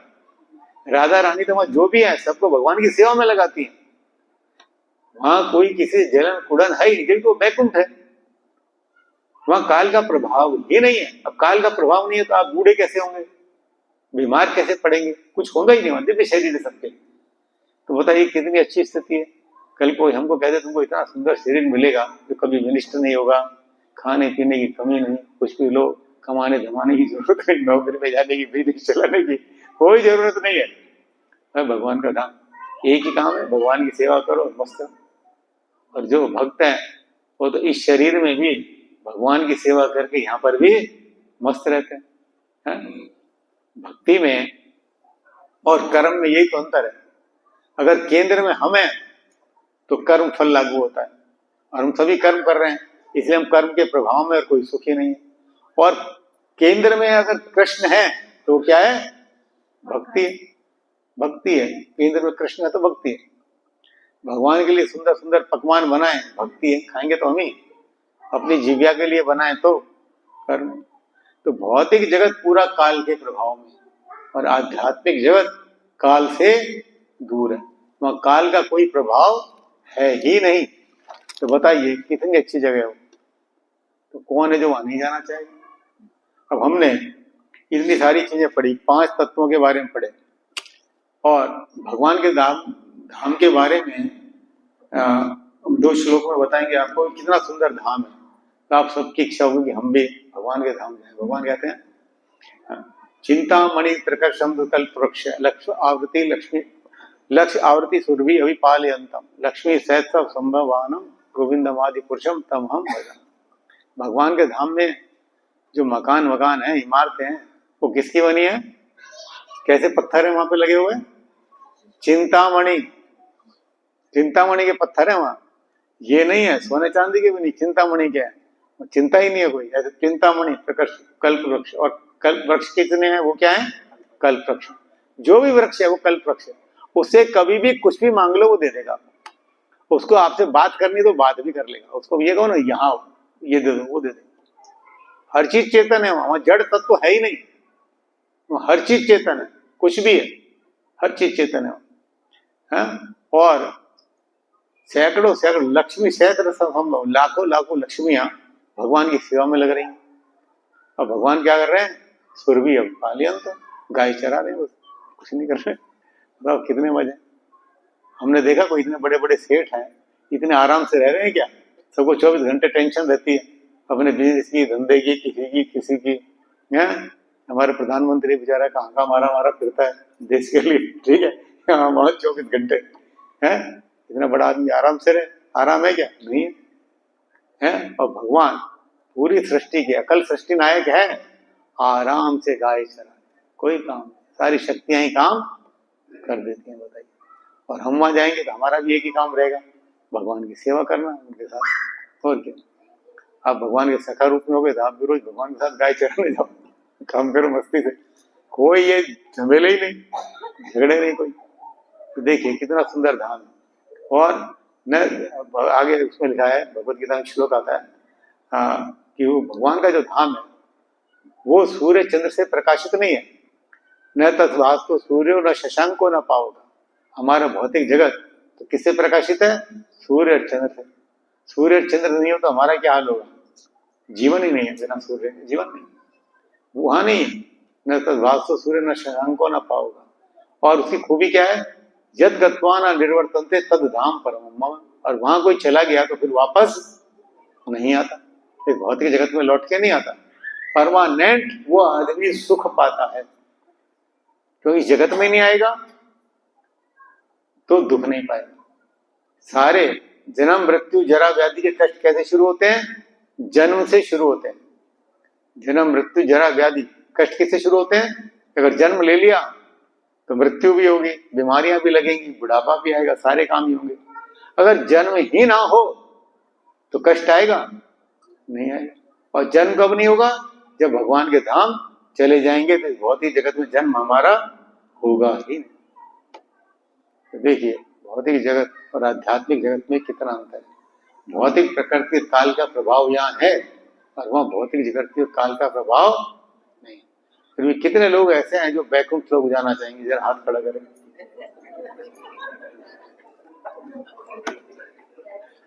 एक बार नारद जी तो बड़े भक्त हैं। नारद जी को एक भक्त मिले आप लोगों की तरह। नारद जी ने उनको बैकुंठ धाम का पूरा वर्णन सुनाया। बैकुंठ इतना सुंदर है, बैकुंठ इतना सुंदर है, ये है वो है, सारा सुना। वो बड़ा अच्छा लगा। बैकुंठ चलना चाहोगे? हाँ नारद जी, ठीक है चलूंगा। नारद जी ने बताया कि आ जाओ, सामान वामान लेके चलते हैं। सामान लेके आया। फिर पूछता है वापस कब आएंगे? नारद जी लोग वापस नहीं आते। यद गत्वा न निवर्तन्ते तद धाम परमम है। वहां चले गए तो यहाँ वापस नहीं आ सकते। फिर अरे फिर मेरे को नहीं जाना है, सामान छोड़ के आ गया, ऐसे थोड़ी जाना है। फिर तभी इसने भक्तों ने हाथ उठाया। तो वाकई कौन लोग और कितने लोग जाना चाहते हैं? सैद्धांतिक रूप से हम मानते हैं, पर व्यवहारिक रूप में हमारी समझ अभी इतनी नहीं, क्योंकि हमारी भक्ति इतनी, जो जो भक्ति उन्नत होती है तो ये समझ धीरे धीरे धीरे धीरे आती। और हम भी कह देंगे अरे वापस जाकर नहीं आ रहे तो बहुत काम पड़ा है, पोते का मुंह देखना, फलाना करना, डुबका करना, क्या क्या करना है जीवन में, अभी नहीं जाना भाई। ठीक है, सैद्धांतिक रूप से, क्योंकि अभी हमारी भक्ति इतनी डेवलप नहीं। जब भक्ति डेवलप हो जाएगी फिर धीरे धीरे ज्ञान उजागर होते हैं। इसलिए कई भक्त कहते हैं कि भाई भगवान ने तो कहा माला जप करो, बहुत है, नाम में ही सब कुछ है, माला जप करो। माला जप करना जरूरी है, नाम से उद्धार होगा, माला जप, लेकिन उसके साथ ज्ञान भी जरूरी। बिना ज्ञान के भक्ति केवल भावुकता ही होती। क्या होती है? भावुकता होती है। हम देखते हैं कई बार कथा प्रवचन कहीं होते हैं, बहुत सी माताएं रोने लग जाती हैं, करने लग जाती हैं, हम समझे उच्च कोटि की भक्त है जी। नहीं, क्या है? केवल भावुकता है, ज्ञान नहीं। तो भक्ति भी ज्ञान के साथ होनी चाहिए। इसलिए हमारे यहाँ इस्कॉन में प्रथा है, हम कोई भी लेक्चर करते हैं, कोई प्रोग्राम करते हैं, बाद में सबसे पूछते हैं किसी का कोई प्रश्न है तो बताइए, ताकि आपकी जिज्ञासाओं की शांति हो सके। मुझे आइडिया है, मैं आपके प्रश्न का उत्तर दूंगा, मैं सक्षम हूं, मैं आपसे कहूंगा कि मैं आपको पूछ करके बताऊंगा, ताकि जिज्ञासा शांत। तो भक्ति करनी है तो ज्ञान के सहित हमें भक्ति करनी। अभी देखिए, हमने ये 5 सब्जेक्ट पढ़े भगवत गीता में, 5 सब्जेक्ट कवर करती है, शिवात्मा, परमात्मा, कर्म, प्रकृति और काल। ये भगवत गीता में विषय वस्तु हमने पढ़ लिया। अब मन में एक प्रश्न उठता है, हमने सब चीजें तो पढ़ ली, पर इसका मतलब क्या हुआ? कोई चीज है भगवत गीता में, सब कुछ है, ये है वो है, हमारे फायदे का इसमें क्या है? हम भक्ति क्यों करें, इसलिए करें। भक्ति जैसी चीज तो नहीं लगती, हमने तो 5 सब्जेक्ट पढ़ लिए। तो ये 5 सब्जेक्ट भगवान कह रहे हैं कि तुम इस भौतिक जगत में हो, तुम शुद्ध अति शुद्ध चीज हो, जीव हो, और तुम इस भौतिक प्रकृति में हो, और तुम्हें इसको छोड़ करके बाहर जाना है। ये भौतिक जगत तुम्हारे रहने के लायक नहीं है, दुखालय है, शाश्वतम है। तुमको अगर सुख चाहिए तो तुम मेरे पास वापस आ जाओ। लेकिन हम इस चीज को, हमारी विस्मृति हो गई है, हम इसको भूल गए। जैसे कि कोई व्यक्ति, हम तुम कोई भी, मान लो कहीं गिर पड़ गए, याददाश्त चली गई, कहीं और पहुंच गए, अब और लोगों ने हमें उठा लिया, बचा लिया, पूछेंगे कौन हो भाई, क्या नाम है? हम तो भूल गए हमारा क्या नाम है, कौन है, क्या है, कहाँ के हैं, बता पा रहे हैं? याददाश्त चली गई तो चोट लग गई दिमाग पे, नहीं बता पा रहे हैं। तो दूसरा हमको कब तक रखेगा, कब तक हमको खिलाएगा पिलाएगा, कब तक हमारी केयर करेगा? करेगा कोई? तो हमारे जीवन में क्या है? कष्ट ही कष्ट है। अगर हमको ये याददाश्त आ गई, अरे मैं तो वहां का रहने वाला हूं, मेरा ये नाम है, मेरा वो नाम है, तो लोग आपको अपने घर पहुंचा देंगे या आप आ जाएंगे, तो आपकी सारी टेंशन दूर हो जाएगी। वही हमारी स्थिति है। आज हम इस भौतिक जगत में आ गिरे हैं और हमको ये विस्मृति हो गई है कि हम वाकई हैं कौन। भगवान ने भगवत गीता में क्लियर कहा है, ममे वांछे जीव लोके, जीव मेरा अंश है, भौतिक प्रकृति में आकर के गिर गया है। तो ये चीज भगवत गीता 3 टॉपिकों पे चलती है, संबंध, अभिधेय और प्रयोजन। क्या क्या होता है? संबंध, अभिधेय और प्रयोजन। संबंध का मतलब क्या है? हमने सबसे पहले पढ़ा है जीव या जीवात्मा कौन है। उसके बाद पढ़ाया परमात्मा को। तो जीव हमने पढ़ाया कि जीव भगवान का अंश है। फिर बताया कि भगवान कौन है, और जीव भगवान का अंश है, और जीव इस भौतिक प्रकृति में आ गिरा है, और वो भगवान के धाम जाए जब ही वो सुखी हो सकता है, नहीं तो सुखी नहीं हो सकता। तो भगवान के धाम जाना हमारा लक्ष्य होना चाहिए। पहले अपने को पहचानना कि मैं कौन हूं, मैं आत्मा हूं, मैं ये शरीर नहीं हूं। पहले अपने को पहचानना कि मैं एक जीव हूं और मैं कष्ट पा रहा हूं, और मेरे जीवन का लक्ष्य भगवान के धाम जाना है। मैं भगवान का अंश हूं, मेरा जीवन का लक्ष्य भगवान के धाम जाना है। तो ये जो संबंध मालूम पड़ता है कि मैं भगवान का अंश हूं और भगवान मेरे पिता हैं, ये संबंध कहलाता है। उस संबंध, और मैं भगवान के धाम को जाऊंगा, वो मेरा जीवन लक्ष्य प्रयोजन है। उस संबंध को मैं जागृत कैसे करूं, वो कहलाता अविधेय या भक्ति। समझा? मैं कौन हूं, भगवान कौन है, भगवान से मेरा संबंध क्या है, मैं कष्ट क्यों पा रहा हूं, इस कष्ट का निराकरण क्या है, भगवत धाम जाना। भगवत धाम कैसे जाऊं, भगवान की भक्ति करके, और वो होती है अविधेय। तो भगवत गीता के शुरू के 6 अध्याय जीव के बारे में बताते हैं, बीच के 6 अध्याय भगवान के बारे में बताते हैं, आगे के 6 अध्याय भक्ति के बारे में बताते हैं कि भक्ति ही वो तरीका है जिससे कि हम भगवत धाम जा सकते, और कोई तरीका नहीं है। भक्ताम अभिजानन्ति यावच्चैसे तत्वतः है। भगवान कहते हैं मेरे को केवल और केवल भक्ति के द्वारा ही जाना जा सकता है, और किसी चीज के द्वारा जाना नहीं जाता। भगवान भगवत गीता में ध्यान योग बताते हैं, कर्म योग बताते हैं, निष्काम कर्म बताते हैं, बहुत चीजें बताते हैं, वर्णाश्रम पद्धति बताते हैं, सब चीज बताते हैं। ये सब सीढ़ियां हैं, ये सब सीढ़ियां हैं, लेकिन मेन चीज क्या है, भक्ति, शुद्ध भक्ति। जब वो भक्ति जागृत होती है तभी आप भगवत धाम जा सकते हैं। आप अपने ज्ञान के अनुशीलन से भगवत धाम नहीं आ सकते। ज्ञान के अनुशीलन से आप परमात्मा को हृदय में देख सकते हैं, बात कर सकते हैं, जो कर सकते हैं। भगवत धाम आप नहीं आ सकते जबकि आप में भक्ति नहीं है। तो भक्ति होना बहुत जरूरी है। अब भक्ति, ये जो हम काम करते हैं, ये सब भक्ति के अंग है। हम सुबह उठते हैं, मंगला आरती करते हैं, भगवान की श्रृंगार सजाते हैं, आरती करते हैं, भगवान के लिए भोग बनाते हैं, माला पे जप करते हैं भगवान का नाम, ये सब भक्ति अनुशीलन है। अब भक्ति के बारे में भगवान ने इतनी हमें छूटें दी हैं, पर जीव मानने को तैयार नहीं होता। कैसे भी भक्ति में लगना ही नहीं चाहता, कैसे भी लगना चाहता नहीं। माया देवी इतनी हावी है कि जीव उसमें लगना नहीं चाहता। भगवान जब भक्ति योग का जो वर्णन करते हैं 12वें अध्याय में, तो कुछ श्लोक है, उन श्लोक को हम पढ़ेंगे तो हम देखेंगे भगवान ने भक्ति योग में करने के लिए, भक्ति योग करने के लिए हमें कितनी बातें समझाई। अरे भाई तुम ये करो, ये मेरे से नहीं हो सकता, अरे तो ये कर लो, ये भी नहीं हो सकता, तो ये कर लो, अगर कुछ तो करो। कुछ भी नहीं करें और फिर कहें कि हम तो भगवत धाम जाएं, तो कैसे जाएंगे? जा सकते हैं? नहीं जाएंगे, कुछ तो करना पड़ेगा। भगवान देखो कहते हैं भगवत गीता के 12वें अध्याय का 8वां श्लोक, मये उमन आदश मई बुद्धि निवेशया निवेशेषी मध्यवत ऊर्ध्वना संशय। भक्ति योग में आपको क्या करना है? भगवान कहते हैं मुझ भगवान में अपने चित्त को स्थिर करो, अपनी सारी बुद्धि मुझ में लगाओ, इस प्रकार तुम निसंदेह मुझ में वास करोगे। 24 घंटे भगवान का चिंतन करो। इसी माध्यम से यशोदा माता करती थी, गोपियां करती थी। गोपियां घर में काम कर रही होती थी तो भी उनका ध्यान वही रहता था कि कृष्ण जंगल में गाय लेके गए हैं, कृष्ण के पैर बड़े नाजुक हैं, उनके पैरों में कंकर चुभ रहे होंगे, ये हो रहा होगा, वो हो रहा होगा। उनका ध्यान कृष्ण ने भी कलेवा किया या नहीं किया, भूखा तो नहीं है। 24 घंटे चिंतन कृष्ण में ही रहता था। ऐसा चिंतन भगवान कहते हैं, ऐसा चित्त मेरे में रखो। प्रहलाद महाराज हमेशा भगवान का चिंतन करते रहते थे गर्भावस्था से। और हमारे जो गोस्वामी जो हैं, 6 गोस्वामी, रूप गोस्वामी, सनातन गोस्वामी, राजा के मिनिस्टर थे। जब चैतन्य महाप्रभु ने आदेश दिया कि वृंदावन जाओ, लुप्त तीर्थों की खोज करो और शास्त्र लिखो, तो वही गोस्वामी पेड़ों के नीचे रहते थे। और एक पेड़ के नीचे भी रोज रोज नहीं रहते थे।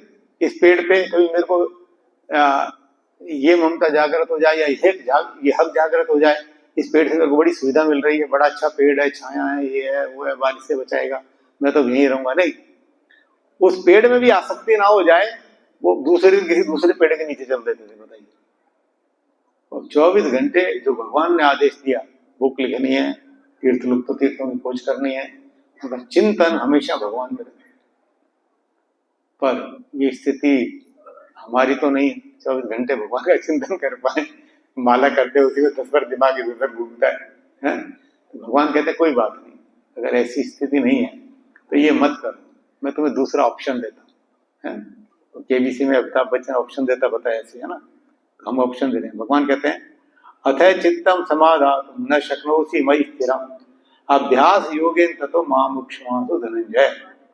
हे अर्जुन, हे धनंजय, यदि तुम अपने चित्त को अविचल भाव से मुझ पर स्थिर नहीं कर सकते, जैसे हमारी स्थिति हम नहीं कर सकते 24 घंटे चिंतन, तो क्या करो? तो तुम भक्ति योग के विधि विधानों का पालन करो। इस प्रकार तुम मुझे प्राप्त करने की चाह उत्पन्न कर लोगे। तो तुम क्या करो? भक्ति के विधि विधानों का पालन करो। जैसे हम लोग बताते हैं, प्रभुपाद ने बताया है, सुबह उठो, नहाओ धो, मंगला आरती करो, हैं? आलस्य नहीं, बहाना नहीं कि आप आज सुबह कैसे जल्दी उठेंगे, माला फिर मंगला आरती की सारी आरतियां अटेंड करो, भक्तों के साथ बैठ के जप करो अपना पूरा, भगवान के लिए भोजन बनाओ, भगवान के लिए ये करो, एकादशी का व्रत करो, पर्वों को मनाओ, जैसा पर्व मना गया राधा अष्टमी का, पर्वों पर उपवास करो। ये सब भक्ति के विधि विधान है, तो वो कहते हैं इनका पालन करो। 4 नियम पालन करो जो प्रभुपाद ने बताए, है ना? हमको तो 4 नियम ही बड़े पहाड़ स्वरूप लगते हैं, पहाड़ स्वरूप लगते हैं कि चाय कैसे छोड़ दें, हैं? चाय नहीं छोड़ती, और तो चीज दूसरी बात है। जबकि देखिए इंडियंस के लिए कितना इजी है। जब प्रभुपाद ने विदेशों में प्रचार किया था और कहा था 4 नियम लागू करो, वो बेचारे तो चारों में आंख कंठे डूबे थे। नहीं, वहां उनसे कहो कि मांसाहार ना करो, उनको तो ऐसा पॉसिबल ही नहीं, उनको बचपन से मांसाहार कराया जाता है? वो तो मांसाहार के बिना जीवन सोच ही नहीं सकते। उनसे कहो शाकाहारी बनो, तो वो समझते हैं कि हमने तो आलू गोभी उबाल के खा लिया, ऐसे कोई जी सकता है क्या? उनको ये पता नहीं कि शाकाहार में कितने पकवान होते हैं, दाल, पूड़ी, रोटी, सब्जी, पकौड़ी, कितनी चीजें होती हैं। वो समझते हो सब्जी उबाल के खा ली, ऐसे कोई जी सकता है क्या? नहीं जी सकते। तो वो बचपन से बेचारे मांसाहार करते हैं, उनका लाइफ स्टाइल ऐसा है। बचपन से वो नशा करते हैं। हमारे दिवाली पे कोई आएगा, हम उसको मिठाई रखेंगे, उनके क्रिसमस पे वो जाएगा, कोई तरह तरह की दारू पेश करेंगे उसको, आओ भगत में। उनका कल्चर ही ऐसा है, व्यभिचार है पूरा। तो वो लोग जब सुधर गए, हमारे इंडियन के साथ तो ऐसा है ही नहीं। हमारे फिर भी एक चाय नहीं छोड़ते, और तो दूर की बात है, चाय नहीं मतलब टोटा कर रखा है, टंटा कर रखा है, चाय नहीं छोड़ती। चाय नहीं पियोगे तो ये हो जाएगा, चाय नहीं पियेंगे तो ये हो जाएगा, और सब छूट गया। चाय और एक लहसुन प्याज, पता नहीं उसमें क्या है। अब आज इतने भक्त मंदिर में प्रसाद खा गए, बिना लहसुन प्याज का प्रसाद खाते हैं, बेकार बनता है वो? नहीं, तो नहीं छोड़ता भी हमसे। तो ऐसी क्या आदत हुई? इतनी चीज भी नहीं छोड़ सकते, वो भी नहीं छोड़ सकते। तो विधि विधान का पालन करना भी मुश्किल है, बताइए। माला जप करना भी ऐसा लगता है पहाड़ जैसा, कब खत्म होगी, प्रभु जी पूछ लें करी कि नहीं करी। अरे भाई, भगवान कहते 24 घंटे चित्त मत लगाओ, भक्ति के विधि विधानों का तो पालन करो जो करना है। इसके लिए रोज रोज बोलना पड़ता है। फिर भगवान कहते हैं कोई बात नहीं, छोड़, तुमसे ये भी नहीं होता मत करो। और ऑप्शन देते, तीसरा देते हैं, कहते हैं अभ्यास अर्थ समर्थो असी मत कर्म परमो भवा मदर्थमपि कर्माणि कुर्वन्ति सिद्धिं वाप्स्यति।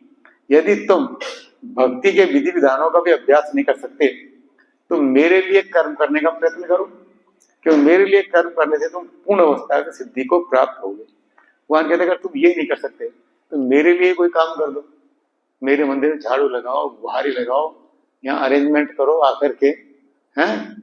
कुछ भक्त हैं आते हैं बेचारे 5 बजे क्लास है, 4 बजे आके अरेंजमेंट देखते हैं सारा कुछ, आराम से 5:30 बजे आएंगे, कोई 6 बजे तक आएगा। तो भगवान मेरे लिए कर्म करो ना। ये कर्म हमारे आपके लिए नहीं है, ये भगवान के लिए कर्म है सारा। कोई माइक अडजस्ट करेगा, कोई ये करेगा, कोई भगवान के लिए सब्जी काटने में मदद करेगा, कोई परोसने में मदद करेगा। तो भगवान कहते हैं मेरे लिए कुछ कर्म तो करो, वो भी नहीं कर सकते हम। वो करना भी दूभर काम, बताइए कि दूभर काम है इतना भी। कभी सेवा करके देखो, सेवा में जो आनंद आता है वो किसी और चीज में नहीं आता। अभी जन्माष्टमी थी तो हमारे भक्तों ने कहा सेवा सेवा, हमारी माता जी पीछे पड़ी हुई थी, प्रभु जी अपने को तो कोई सेवा नहीं मिली, उनकी बहुत सेवाएं करो। भक्तों ने देखो कितनी सेवा करी। हमारे ग्रुप ने कुछ माता जीओ ने मिश्री चरणामत और माखन मिश्री की सेवा करी, कितने भक्तों को बांटा, कितना अच्छा लगा होगा। जो इतने लोग आए और उनको सबको मिश्री माखन दिया और सबों ने प्रसाद खाया, वो भी प्रसन्न हो रहे, हम भी प्रसन्न हो रहे हैं, हम तो बिना खाए प्रसन्न हो रहे, वो खा के प्रसन्न हो रहे, कितना अच्छा लगता है सेवा में। वो प्रभु जी बाल्टी भर भर के जो है वो लेके आ रहे थे, अभिषेक का सारा चरणामृत लेके आ रहे थे, कितने सेवा में लग रहे थे। कुछ भक्त भगवान के लिए दान ही मांग रहे थे। आज देखिए भगवान के लिए दान मांगना भी फक्र का विषय है ना। हमने बहुत भक्तों को डायरिया दी, अभी चंदा लेके आओ जन्माष्टमी, बहुत से भक्त लेके आए, बड़ी खुशी खुशी लेके आए। और अब अभी चौराहे पे भीख मांगने खड़े हो जाओ, 4 आदमी टोक के चलते, शर्म नहीं आती, भीख मांगता है, कहेंगे नहीं कहेंगे हैं। तो चंदा मांगने पे ऐसा कोई नहीं बोलेगा, भगवान के लिए चंदा मांगे तो कोई नहीं बोलेगा। तो कितनी सेवाएं दी, कुछ भक्तों ने शौक से सेवा दी। और हमारे भक्तों ने उस दिन 470 किताबें बेची है, बताइए, जो प्रभुपाद का मेन मिशन है, 470 बुक्स डिस्ट्रीब्यूट किए, और सारे भक्त बधाई के पात्र हैं। और उन भक्तों के लिए हम जोर से एक बार हरे कृष्ण महामंत्र करेंगे, हरे कृष्णा कृष्णा कृष्णा हरे राम राम राम। तो भगवान क्या कर रहे हैं, अगर तुम भक्ति के विधि विधानों का पालन नहीं कर सकते तो मेरे लिए कुछ कर्म ही करो, बुक डिस्ट्रीब्यूशन करो, कुछ करो, चंदा एकत्रित करो, कुछ भी करो। और आगे कहते हैं, अगर आगे देखो और भी भगवान इसके आगे कहते हैं, यदि तुम अथेद तपस्यक्तो वसी कर्तु मध्युमाश्रिता सर्व कर्म फल त्यागम तत्कुरु यत् आत्मवान। किंतु यदि तुम मेरे इस भावना व्रत में कर्म करने में भी असमर्थ हो, तुम मेरे लिए कर्म भी ना कर पाओ, कर्म भी नहीं कर पाओ, तो क्या करो, तुम अपने कर्म के समस्त फलों का त्याग करके कर्म करने का तथा आत्मा में स्थित होने का प्रयत्न करो। तुम अपने कर्म फल का त्याग, कर्म फल का त्याग भी बड़ा मुश्किल है। तो हर कोई कर्म फल का त्याग कर सकता है? कर्म फल का त्याग क्या होता है? आपने इतनी मेहनत से कमाया, धन एकत्रित किया, प्रभु थोड़ा चंदा दे दो, अरे ऐसे ही पैसा कमाया जाता है कि चंदा दे दो नहीं, चंदा भी हर किसी से नहीं दिया जाता, भगवान के लिए दान भी नहीं दिया जाता। अगर कोई व्यक्ति दान देता है कैसे भी रूप में, आपको देता है, कोई धर्मशाला बनाता है, अस्पताल बनाता है, स्कूल बनाता है, कुछ भी बनाता है, कहीं भी चंदा देता है, कोविड में बहुत लोगों ने चंदा दिया, तो चंदा देने वाला अपनी मेहनत की कमाई को, जो उसने कठिन परिश्रम से कमाई की है, उसको किसी अच्छे कार्य में लगा रहा है, तो उससे भी उसका हृदय की मलिनता क्या होती है, दूर होती है। आप कभी कोई दान दक्षिणा देंगे, आपके हृदय की मलिनता दूर होगी। आपके सामने कोई बहुत भूखा व्यक्ति है, उसके पास नहीं है, परेशान है, आप उसको खाना खिला दो, आपको देखो कितनी प्रसन्नता होती है, उससे ज्यादा आपको होगी देने वाले को। क्यों? हृदय की मलिनता उससे दूर होती है, हृदय की मलिनता दूर होती है, उसमें भगवान प्रकट होते हैं और धीरे धीरे व्यक्ति में भक्ति जागृत होती है। तो भगवान कहते हैं तुम ये भी नहीं कर सकते तो अपने कर्म फल का त्याग करो। ऐसे भगवान कई कई रूलिंग बताते हैं भक्ति योग की, भक्ति योग के इन विधि विधानों का सारा पालन करो तो तुम क्या है कि मेरे पास आ सकते। अब भक्ति के तो विधि विधान बहुत से हैं, हम कोई एक भी चीज में स्ट्रांग नहीं, हम किसी भी एक चीज में स्ट्रांग हैं कि हम विधि विधानों का पक्का पालन कर रहे हैं, या हम भगवान के लिए बहुत कर्म करे जा रहे हैं, या हम अपने कर्म का त्याग कर रहे हैं, नहीं कर रहे हैं ना। तो जो भी है थोड़ा थोड़ा सब कुछ करो, जप भी करो, मंदिर में भी आओ, आरतियां भी अटेंड करो, एकादशी को पर्व पे व्रत भी करो, हैं, भगवान के लिए कुछ सेवा भी करो। बहुत सेवा के अवसर आते हैं। अभी दिसंबर में पुष्प अभिषेक होगा, 4-5 हजार किलो फूल आएंगे, उनको तोड़ने में सैकड़ों भक्त 2 दिन तोड़ते रहते हैं। तो आप लोग कौन कौन तोड़ने आया फूल? कभी आपने तोड़े? हम कितना मजा आता है फूल तोड़ना। कोई है चंदन यात्रा आती है, चंदन घिसने में कितना मजा आता है। तो माता जी का बच्चा है, छोटा था वंश प्रभु, मैं पहली बार मिला, मैं चंदन पकड़ा रहा था, इतने बड़े टुकड़े, वो बच्चा है, मैंने उसको छोटा सा दे दिया, अरे उसने इतना घिसा मेरी समझ के पार, इतना घिस गया वो इतना। तो देखो सेवा करके कितना मजा आता है, सेवा करके देखो। कोई भी सेवा, फूलों की सेवा होगी, कितना मजा आता है। तो भगवान की सेवा करनी चाहिए। हमें हर कार्य का बहुत मौका, इस्कॉन मंदिर आपको हर चीज का मौका प्रदान करता है, हर चीज का मौका प्रदान करता है। इस्कॉन में हर दिन उत्सव है, हर दिन फीस्ट है, हर दिन कीर्तन है, हर दिन नृत्य है। ऐसा कोई दिन नहीं है जहाँ ये कोई चीज नहीं। आज कितना अच्छा फंक्शन हुआ ऊपर, कितना अच्छा प्रसादम हुआ। हाँ, अब 2 दिन बाद फिर एकादशी आ जाएगी, फिर फीस्ट है, एकादशी है। उसके एक दिन छोड़ के भक्ति विनोद ठाकुर जो हमारे महान आचार्य हैं, उनका आविर्भाव दिवस है, फिर फीस्ट है। रोज कीर्तन भजन और यही है सब कुछ। चैतन्य महाप्रभु की दी हुई सारी हमारे को ये लीलाएं, चैतन्य महाप्रभु की सारी लीलाएं ऐसी हैं। चैतन्य महाप्रभु जगन्नाथपुरी में क्या करते थे? सुबह मंदिर में कीर्तन किया, ये किया, खूब नृत्य किया, फिर नहाने गए समुद्र पे सब, फिर आए, फिर प्रसाद लिया, फिर रेस्ट किया, फिर शाम को फिर कीर्तन शुरू। तो भगवान का कीर्तन करो, खाओ, नृत्य करो, मत करो, ये चलता रहता है। तो देखिए कितना आनंद है भक्ति के विधि विधानों का पालन करने। तो हमसे पूरी ना हो, थोड़ी बहुत करें, और कुछ नहीं हो, छोटा मोटा दान दक्षिणा तो हर कोई कर सकता है। अभी जन्माष्टमी सब भक्तों ने कुछ ना कुछ दिया था, सब देते हैं, सभी देते हैं। तो ये भक्ति के विधि विधान है। तो भगवत गीता में भगवान सारी शिक्षाएं देते हैं। भगवान ने 5 तत्वों के बारे में बताया, अपने बारे में बताया। ये सब क्यों बताया? ताकि हम अपनी विस्मृति को जागृत कर सकें कि हम कौन हैं। हम एक्चुअली भूले पड़े, सोए पड़े, माया की गोद में सोए हुए, माया की गोद में सोए हुए हैं। और माया की गोद से जगाने का काम कौन करते हैं? गुरु करते हैं। और किसके माध्यम से करते हैं? हरे कृष्ण कीर्तन के माध्यम से करते हैं। हरे कृष्णा कृष्णा कृष्णा हरे हरे राम। माया की गोद से आपको ये कीर्तन उठा सकता है। क्यों उठा सकता है? माया भगवान की भौतिक प्रकृति है, जो निकृष्ट प्रकृति है, उत्कृष्ट नहीं है, निकृष्ट है। और आध्यात्मिक प्रकृति क्या है? इससे उत्कृष्ट है। और ये हरिनाम कीर्तन, हरे कृष्ण मंत्र है, ये इस लोक का नहीं है, भौतिक लोक का नहीं है। ये कहां से आया है? भगवान के धाम से आया है। तो वो भगवान की उच्च शक्ति से निर्देशित है। भगवान की उच्च शक्ति है हरे कृष्ण महामंत्र। तो निकृष्ट शक्ति में हम जो सोए हुए हैं भौतिक प्रकृति में, माया में, इससे जगाने का काम ये मंत्र हमें करता है।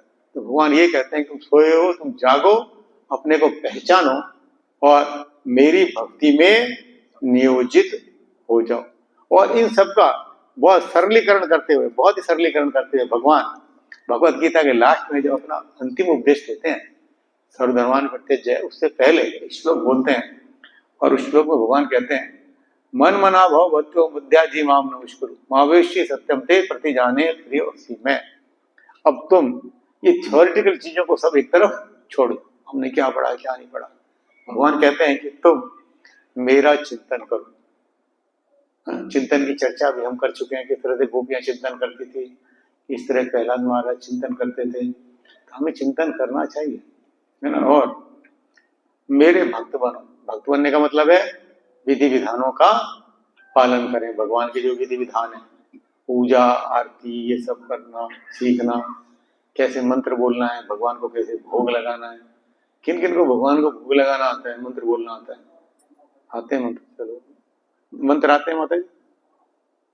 मंत्र आपको अभी नहीं आते। मंदिर में तो जो भोग लगते हैं, पुजारी लगाते हैं, उनका तो विधि विधान बहुत लंबा चौड़ा है। वो तरह तरह की मुद्राएं दिखानी पड़ती है, हर चीज का शुद्धिकरण करना पड़ता है, इतना घर में नहीं हो पाता। और मंत्र कुछ होते हैं, हमारे यहाँ बुक है, उस बुक को लीजिए आप, उस बुक में सारे मंत्र वगैरह, सारी आरती हैं। अब जो जो भक्ति प्रोसेस में आगे बढ़ रहे हैं, आपको कुछ ना कुछ नया सीखना है।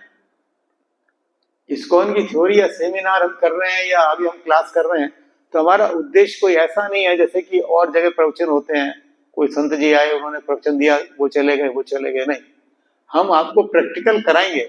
आप जब करना सीखो, आप ये करना सीखो, आप वो करना सीखो, ये सिखाएंगे। नहीं तो सुनने से क्या है, आदमी इस कान से सुनते इसे निकाल देगा, भूलना पड़ जाएगा। जब तक आप उसका अनुशीलन नहीं करेंगे, कोई चीज याद रहेगी आपके? कोई चीज याद नहीं रहती। तो हम अनुशीलन पे बहुत दबाव डालते हैं, बहुत करते हैं। अभी जब हमने पहले टेस्ट का एग्जाम लिया था, जो भक्त नए उनको तो पता नहीं, पहला टेस्ट हम रिटर्न में टेस्ट भी लेते हैं, कॉपी भी चेक कर देंगे आपके कितने नंबर आए। पूरी तरीके से सिस्टमेटिक भक्ति को सिखाते हैं। तो उसमें हमने आपसे कुछ प्रश्न पूछे थे कि आपको ये मंत्र आता है क्या, वो मंत्र आता है क्या, आपके कितने नियम फॉलो हो रहे हैं, कितने नहीं हो रहे हैं। ये क्यों है? आपको इम्प्रूव करने के लिए, प्रैक्टिकली सिखाने के लिए। केवल ऐसा नहीं आए बैठे और चले गए, ये इसके लिए नहीं है ये क्लासेस। ये क्लासेस आपको ढंग से भक्ति को सिखाने के लिए। तो हमारी बुक से उनको आप पढ़ा कीजिए। जैसे बुक एक पहला कदम नाम से एक बुक है, उसमें सारी आरतियां हैं, मंत्र वगैरह हैं, जो रोज हमारे काम में आते हैं। ऐसी बुक्स अपने घर में रखनी चाहिए। तो भगवान कहते हैं विधि विधानों का पालन करो, और कहते हैं अगर कुछ भी नहीं कर सकते, अरे तुम ये कुछ नहीं कर सकते एकदम, तो मेरे को कम से कम नमस्कार तो कर लो नमस्कार में भी टोटे है? और नमस्कार का भी तरीका है हमारी बुक में, कैसे नमस्कार करें। प्रभु जी लोगों को दंडवत प्रणाम करना चाहिए, 8 अंग शरीर के जमीन को छुए रहूं। माताओं को नतंग प्रणाम करना चाहिए। प्रणाम के भी तरीके हैं, किस तरह से भगवान को प्रणाम किया जाए। भगवान को, गुरु को बाईं ओर रख के प्रणाम किया जाए। है कितने भक्तों को प्रणाम करना आता है? हाथ खड़ा करें, भगवान को दंडवत करते हैं। और प्रणाम करते हुए कौन से मंत्र बोलते हैं? वो आता है। किसी दूसरे भक्त को प्रणाम करते हैं तो कौन सा मंत्र बोलते हैं? ये सब मंत्र आने चाहिए। आपने देखा होगा हमारे भक्त जब भी दंडवत करते हैं ऊपर, वो एकदम, जो बाहर का आदमी आएगा जो इस्कॉन से जुड़ा हुआ नहीं है, वो भी दंडवत करता है, कि हमारी कल्चर लोग जानते हैं। वो दंडवत करेगा, फट से उठ जाएगा, है या 1 आध मिनट लेटा है तो कुछ मांगता रहेगा, मेरा एग्जाम पास हो जाए, उनका ये।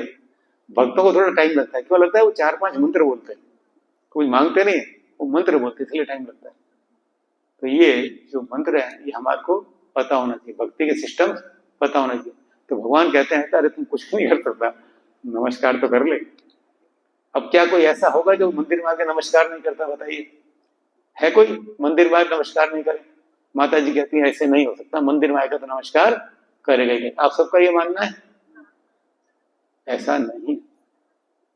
मैंने कितने लोगों को देखा है, और तो बुजुर्ग लोगों को देखा है, झूठ ना करें तो समझ में आता है। बुजुर्ग लोग ऐसे आएंगे, बड़ा अच्छा बनाया है, बड़ा अच्छा बनाया। प्रभु जी आप यहीं रहते हो? प्रभु जी फ्लैट कितने के होंगे? ये किसने बनाए फ्लैट? यहाँ क्या रेट चल रहा है? बहुत, हाँ बहुत। चले गए जयराम जी की। अब बताइए, हम कहते हैं नमस्कार करो, नमस्कार भी नहीं। और किसी को तुम टोक भी दो, प्रभु जी मेरे से, हाँ वो लेटन। और लेटन तुम्हारी शारीरिक रूप से अक्षम हो, नहीं लेटा जाता, तो ऐसे तो कर सकते हो ना, खड़े खड़े, ऐसे भी नहीं कर सकते? करना चाहिए ना। तो भगवान कहते हैं नमस्कार तो कर लो, नमस्कार भी नहीं करते। और तो कितने ही लोग मंदिर में ऐसे आते हैं, मंदिर में आएंगे, पार्किंग में गाड़ी खड़ी करेंगे, फूड कोर्ट हमारा है, इस पे चाट पीट के चले जाएंगे, मंदिर में दर्शन करने नहीं जाएंगे। नमस्कार की तो बात दूसरी बताइए। ये फैक्ट बता रहा हूं मैं। भगवान ने भगवत गीता में कोई चीज लिखी है तो ऐसे नहीं लिख दी है, भगवान जानते हैं कि ऐसे लोग हैं। और तो और ऊपर नहीं जाएंगे, और तुम उनसे कह भी दो ना किसी किसी से, अरे ऊपर जाके दर्शन तो करिए, मैंने कौन से पाप किए हैं जो मैं ऊपर जाऊं, कर लो बात अरे भाई पाप नहीं किए होते तो भौतिक जगत में होते ही क्यों? ऊपर ही होते ना भगवान के धाम में। है इस भौतिक जगत में जो कोई भी है, हमारे कुछ कर्म ही तो है जो हमको यहाँ लेकर के आए, नहीं तो क्यों होते यहाँ पे? तो ये कहना, तो भगवान ने कहा कम से कम नमस्कार तो करो। तो भगवान की नजर में ऐसे लोग होंगे ना जो नमस्कार ही नहीं करते। और कुछ कुछ तो एंटी भी होते हैं, मैं तो नहीं मानता, मैं तो नहीं करता, मैं तो नहीं करता। तो भगवान कहते हैं अरे भाई इतना भी नहीं कर सकता तो नमस्कार तो कर सकता है। और भगवान गारंटी देते हैं अगर तुम ऐसा भी कुछ करोगे निश्चित रूप से तुम मेरे पास आओगे, मैं तुम्हें वचन देता हूं। पर भगवान के वचन पे गारंटी नहीं। भगवान भगवत गीता में कितनी जगह वचन देते हैं, कई जगह वचन देते हैं। अनन्य चिंतयन्तो मां ये जना पर्युपास्यते तेषां नित्यानाम योग क्षेम बढ़ाओ।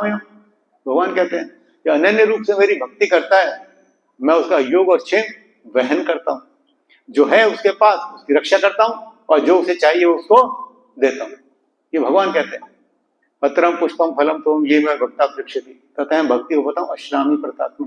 जो मेरे को प्रेम पूर्वक पत्ता पुष्प फल जल भी अर्पित करता है, मैं उसका प्रतिदान करता हूँ। भगवान कहते हैं योग क्षेम भयाम, पर हम उस पर विश्वास भगवान के वचन पे नहीं करते।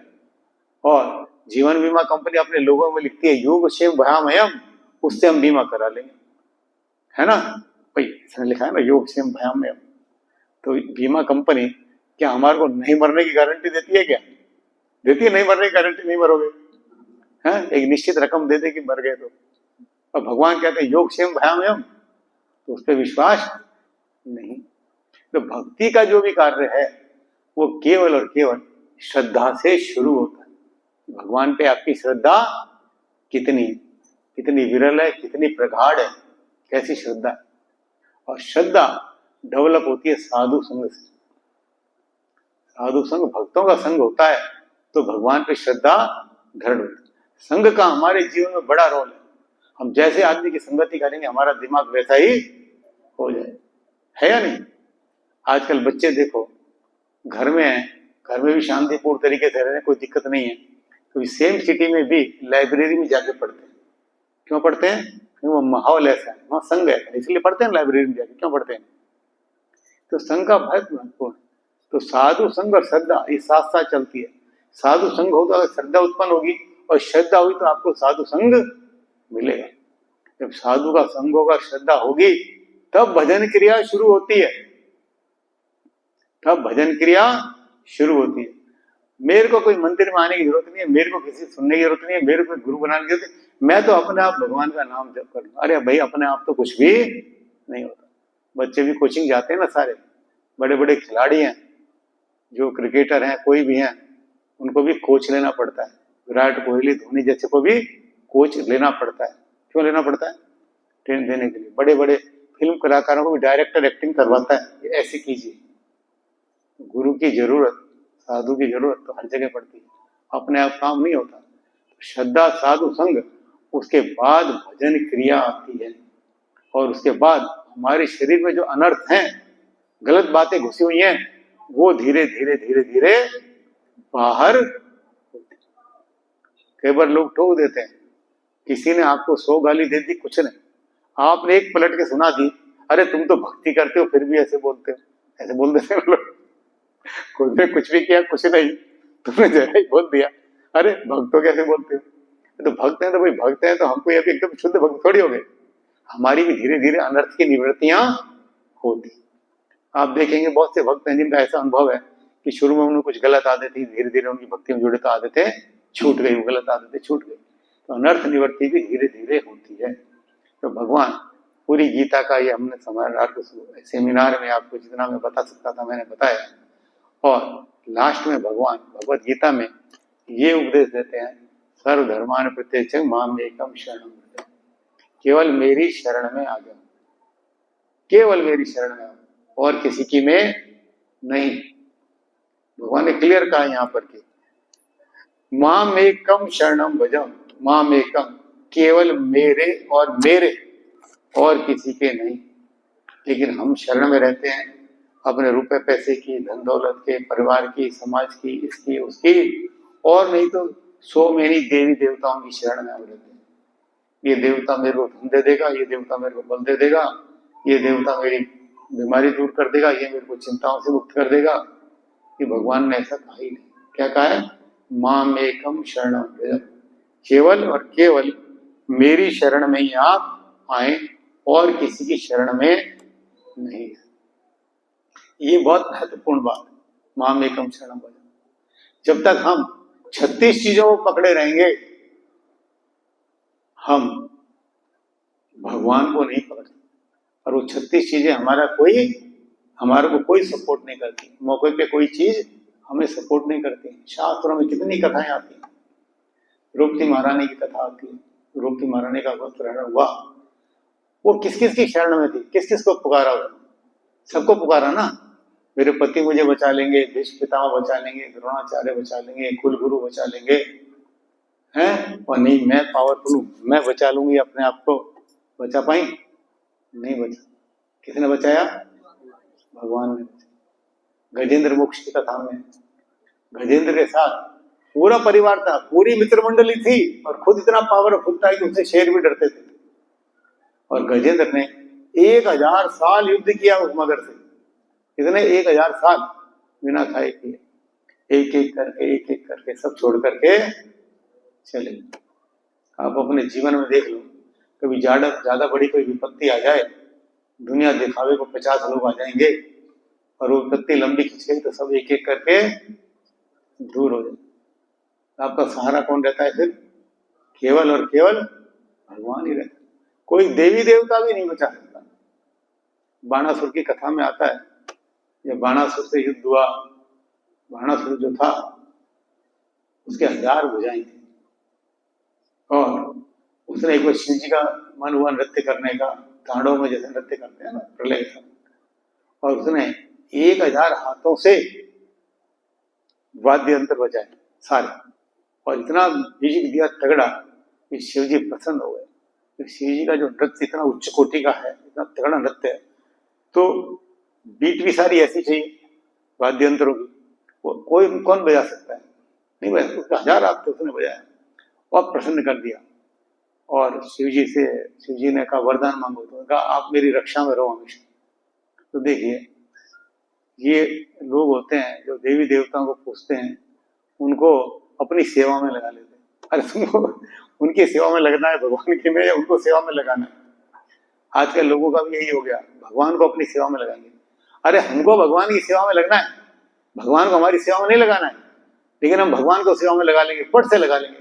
भगवान मेरा ये कर दो, भगवान मेरा ये कर दो, भगवान ये प्रसाद चढ़ाया। अरे तो भगवान तुम्हारा नौकर है क्या? हम भगवान के नौकर हैं, हम भगवान के दास हैं।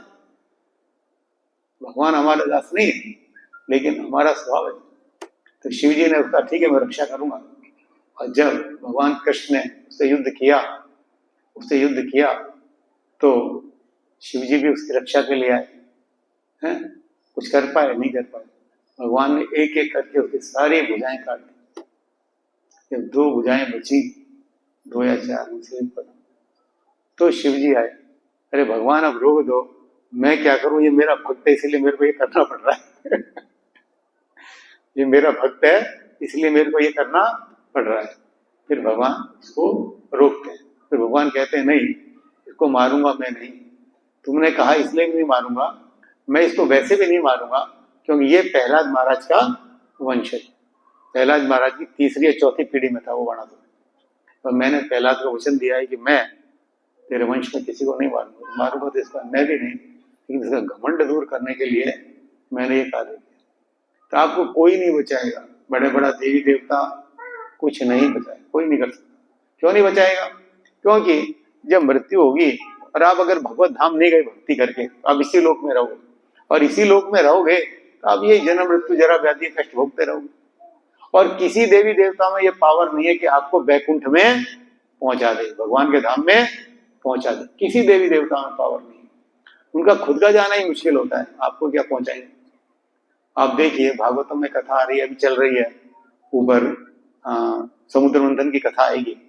उसके पहले आया कि इंद्र जो है, इंद्र को शाप मिल गया, इंद्र का शासन छिन गया, इंद्र देवता दुखी हैं, सारे ब्रह्मा जी के पास जाते हैं, और ब्रह्मा जी भी क्षीर सागर के तट पे जाके भगवान की स्तुति करते हैं। वैकुंठ में तो वो भी नहीं जाते।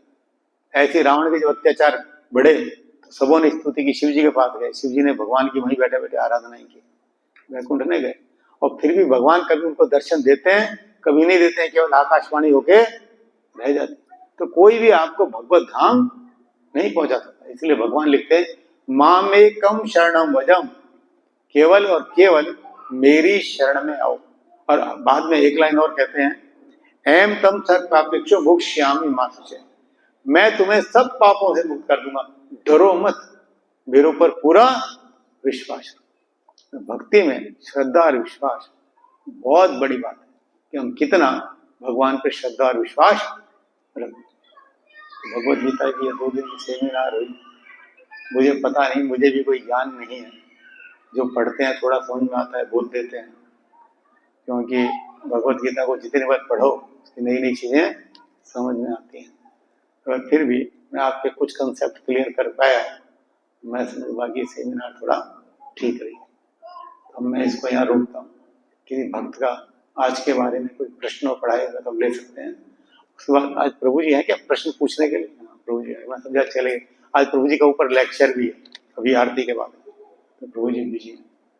तो किसी भक्त का जो आज पढ़ा है या पहले पढ़ा है उसके ऊपर कोई प्रश्न है या हम प्रश्न पूछें आपसे? हमारे कई बार गुरु लोग कहते हैं कि हम प्रश्न पूछने की कहते हैं, दो बातें होती हैं, या तो जो श्रोता ने वक्ता ने बोला श्रोताओं के सब समझ में आ गया, उनका कोई प्रश्न नहीं है इसलिए नहीं है ना, सब समझ में आ गया, या श्रोताओं को कुछ भी समझ में नहीं आया कि क्या प्रश्न पूछे। अब दोनों में से कौन सी बात है पता नहीं है। आपका प्रश्न? हाँ ये मैं ये कहना चाह रही माइक ले लो।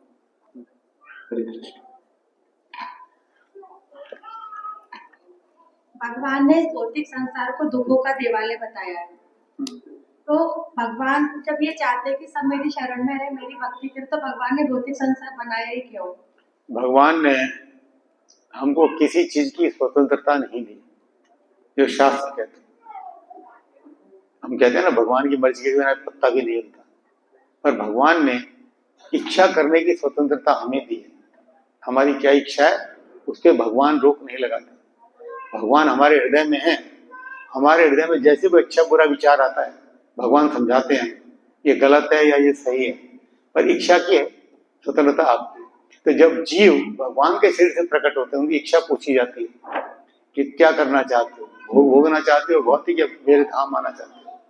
जो कहता है मैं भौतिक भोग भोगना चाहता हूँ, भगवान उसको भौतिक धाम में भेज देते हैं और ये सिखा के भेजते हैं तुम वहां जा रहे हो, तुम्हारे रहने लायक नहीं है, मैं तुम्हें सारी सुविधा दे रहा हूँ, समझा रहा हूँ, और तुम वापस अपने घर आ जाना। ये एक ऐसी स्थिति है जैसे बच्चा लड़ झगड़ के अपने घर से अलग और माँ बाप समझाए भाई तू जा, तेरे मन में तू अलग रहे, लेकिन अच्छा नहीं है, परेशान हो तो वापस अपने घर में आ जाना। ये स्थिति। प्रभु जी 3 प्रश्न है। एक तो भगवत गीता में कई श्लोकों में मेंशन किया गया है कि मनुष्य निमित्त मात्र है, जो भी कुछ हो रहा है भगवान की इच्छा से हो रहा है। तो कुछ अभक्तों की टिप्पणियां जो पुस्तक आती है वो ऐसी है कि हम कुछ नहीं कर रहे हैं, जो करवा रहे हैं भगवान करा रहे हैं। तो उस पॉइंट पे हमें क्या आंसर कर सकते हैं, या वैसे तो वो चीज गलत है? एक बार ऐसा प्रश्न किसी ने एक हमारे संत से पूछा, महाराज से पूछा कि मैं लेक्चर में सुना, एक लड़का था वो चोरी करता था, तो चोरी क्यों करता है? मैं तो निमित्त मात्र हूँ, भगवान करवा रहे। ठीक है, पकड़ा गया, पुलिस ने ठुकाई करी बोले तू पीट रहे हो, हम तो निमित्त मात्र हैं, ठुकाई तो होगी। ठीक है, तो हम निमित्त मात्र हैं, लेकिन हमें भगवान की आज्ञाओं का पालन करना है। भगवान ने अर्जुन से कहा तुम निमित्त मात्र हो, पर तुम जो कहो मैंने सब कुछ कर दिया है, पर तुम मेरे अनुसार काम करो ना, निमित्त रहो, रिजल्ट देना मेरा काम है, पर तुमको काम तो मेरे अनुसार करना होगा। तो निमित्त मात्र है तो फिर निमित्त मात्र दूसरे भी हैं जो पिटाई करेंगे, ठीक है ना। फिर पिटाई हो जब मत कहना है कि मेरी पिटाई क्यों हो रही है, ठीक है। और प्रभु जी जैसे कि श्री कृष्ण ने कहा है कि सिर्फ एक मेरी शरण ग्रहण करो, तो उस प्रकार बाकी देवी देवताओं की तो भौतिक जगत में पूजा अर्चना सब बंद हो जानी चाहिए, क्योंकि हर जीव का लेवल अलग अलग होता है, हर जीव का लेवल अलग अलग होता है। भगवान ने कहा मेरी भक्ति करो, फिर भी हम देवी देवताओं की पूजा करते हैं। देवी देवताओं भगवान के अंश है ना, वो हमसे, हम किसी देवी का देवता का हवन करते हैं, यज्ञ करते हैं, वो आहुति ग्रहण करते हैं, तो आहुति वो भगवान के पास जाती है, फिर उनको उनका हिस्सा मिलता है। इसलिए जितने भी असुर होते हैं सबसे पहले हवन यज्ञ बंद करा देते हैं ना। देवताओं की स्थिति ऐसी होती है जैसे हमारे टैक्स कलेक्टर अधिकारी, इनकम टैक्स डिपार्टमेंट है, वो टैक्स कलेक्ट करता है, तो टैक्स कलेक्ट करके कहाँ देता है? गवर्नमेंट को देता है, और अधिकारियों को क्या मिलती है? उनकी सैलरी मिलती है। अब हम समझे कि ये टैक्स कलेक्टर ही जो है गवर्नमेंट हो गया, वो गवर्नमेंट नहीं है। तो देवी देवताओं की स्थिति ऐसी है, इसलिए भगवान ने भगवत गीता में कहा कि जो देवी देवताओं की पूजा करते हैं वो अबुद्धे हैं, कम बुद्धिमान है, उनको मेरी भक्ति में लगना चाहिए। लेकिन देवी देवता भी हमको सपोर्ट करते हैं। आज कोई तमोगुणी भक्ति में, कोई भूत प्रेत की कोई ऐसी पूजा कर रहा है, जादू टोना, आगे आगे थोड़ा उन्नत होके थोड़ी और उन्नत भक्ति में आ जाता है, फिर और उन्नत भक्ति में आ जाता है, फिर आगे बड़े देवताओं की पूजा करने लगता है, और वो देवता उसको पुश करते हैं, फिर अगले जन्म में वो क्या करता है? भगवान की भक्ति में लगता है। इसलिए भगवान कहते हैं कि सीधे मेरी भक्ति में लग जाओ ना, क्यों इतना फंडे कर रहे हो? प्रभुपाद उदाहरण देते हैं, एक 50 मंजिल की बिल्डिंग पे चढ़ना है, ऊपर अकलमंद है लिफ्ट से चला जाएगा, जिसको अकल नहीं हो क्या करेगा? सीढ़ी से चढ़ चढ़ के घंटों में पहुंचेगा। तो क्या करना चाहिए? सीधा हमें लिफ्ट से जाना चाहिए। तो भगवान ने अबुद्धे उनको कहा है, ठीक है ना, ये भगवत गीता कहती है, हम नहीं कहते। पर ऐसा नहीं है कि हम देवी देवताओं का अनादर करें। देवी देवता भगवान के भक्त हैं, हम किसी देवी देवता के मंदिर में जाए उनको रेस्पेक्ट करना चाहिए, उनको प्रणाम करना चाहिए। देवी माँ हो, शिव जी हो, शिव जी के मंदिर में जाने जल चढ़ाना चाहिए, सब कुछ करना चाहिए, उनको पूरा रेस्पेक्ट देना चाहिए। और हमको भक्ति किसकी करनी चाहिए? भगवान की करनी चाहिए। भगवान की भक्ति करेंगे तो सारी देवी देवताओं की भक्ति ऑटोमेटिक कवर हो जाएगी। तो पेड़ की जड़ में पानी दिया जाए तो पूरा पेड़ तुष्ट हो जाता है। मुंह के जरिए अमाशा में भोजन दिया जाए तो पूरा शरीर हष्ट पुष्ट हो जाता है। ऐसी भगवान की भक्ति करते हैं, देवता कोई नाराज नहीं होते, देवता सपोर्ट करते, ठीक है ना, तो देवता अपने आप तुष्ट हो जाते हैं। ये भगवत गीता में आपने संबंध, अभिधेय और प्रयोजन समझाया था, तो प्रयोजन एक बार फिर बता देंगे? लक्ष्य, जीवन का लक्ष्य क्या है? भगवत धाम प्राप्ति, ये प्रयोजन है। और इस लक्ष्य को प्राप्त करने के लिए हमें अभिधेय करना है, भगवान के जो भक्ति मूलक कार्य हैं वो सारे करना है। ठीक, और कोई प्रश्न? श्रद्धा के बारे में श्रद्धा होती है, पर श्रद्धा डगमगा जाती है, क्योंकि भगवान की सेवा भी कर रहे हैं, पूजा भी कर रहे हैं, डगमगा जाती है। शास्त्रों में 3 प्रकार के भक्त कहे गए हैं। जो शुद्ध भक्त होते हैं, उच्च अधिकारी होते हैं, उनकी श्रद्धा कभी नहीं डगमगाती है, उनका शास्त्र ज्ञान भी पूर्ण होता है। मध्यम अधिकारी होते हैं, उनका शास्त्र ज्ञान होता है, उनकी श्रद्धा थोड़ी हमसे मजबूत होती है। जो कनिष्ठ अधिकारी होते हैं, जैसे हम लोग नए भक्ति में जुड़े हैं, तो हमारी श्रद्धा हिलती रहती है। जब हम उच्च कोटि में जाएंगे, सेकंड लेवल पे जाएंगे, तो श्रद्धा दृढ़ होगी। कष्ट ऐसे आते हैं क्योंकि हम नीचे लेवल पे हैं, हम कनिष्ठ अधिकारी हैं भक्ति में, उच्च अधिकारी नहीं। कनिष्ठ भी नहीं कह सकते, हम तो कनिष्ठ से भी नीचे। कनिष्ठ अधिकारी की श्रद्धा भी कमजोर होती है, शास्त्र ज्ञान कमजोर होता है, श्रद्धा कमजोर होती है। पर हम तो अभी श्रद्धा के उस लेवल पे, हम ही बहुत नीचे के स्तर पर, इसलिए हमारी श्रद्धा डावाडोल होती है। ठीक। प्रभु जी, महाभारत में श्री कृष्ण ने बहुत सारी जगहों पे कुछ छल की, जैसे कि दुर्योधन का वध होना और टीम को बताना, वो चीज तो एक तरह से मतलब ऐसी बहुत सारी जगह, जैसे अश्वत्थामा की जो स्टोरी है, तो जो छल उन्होंने करे, लेकिन उसके पीछे कुछ ना कुछ अच्छा ही जरूर बनाई। अगर हमको भी अपने जीवन में ऐसा कुछ करना पड़ जाए, कुछ छल करना पड़े किसी अच्छे कारण की वजह से, हम भगवान नहीं है। यमराज जी अपने दूतों को कहते हैं, भगवान जो कहें वही धर्म है, धर्म तो साक्षात भगवत प्रणीत। भगवान चोरी भी करते हैं तो उनकी लीला है, भगवान छल करते हैं तो भी लीला है? वो दिव्य धरातल पे हैं, हम दिव्य धरातल पे नहीं, भौतिक धरातल पे। हमें भगवान का या भक्तों का अनुसरण करना चाहिए, अनुकरण करना नहीं चाहिए। मैं शिव जी की पूजा करता हूँ, शिव जी ने तो कालकूट जहर पी लिया, क्या मैं पी सकता हूँ? नहीं पी सकता। हम शिव जी के लेवल के नहीं हैं, ऐसा नहीं। तो उच्च कोटि के भक्तों का या भगवान का अनुसरण करें, अनुकरण यानी कि नकल ना करें, उनकी शिक्षाओं का अनुकरण। प्रभु जी, लास्ट टाइम आपने बताया था कि विष्णु 3 जगह पे फॉर्म में रहते हैं, क्षीरोदक्षाई, अनादक्षाई और गर्भदक्षाई। अभी स्टार्टिंग में आपने जो बोले कि वो वंश मतलब श्वास जब लेते हैं तो कारणोदक्षाई विष्णु,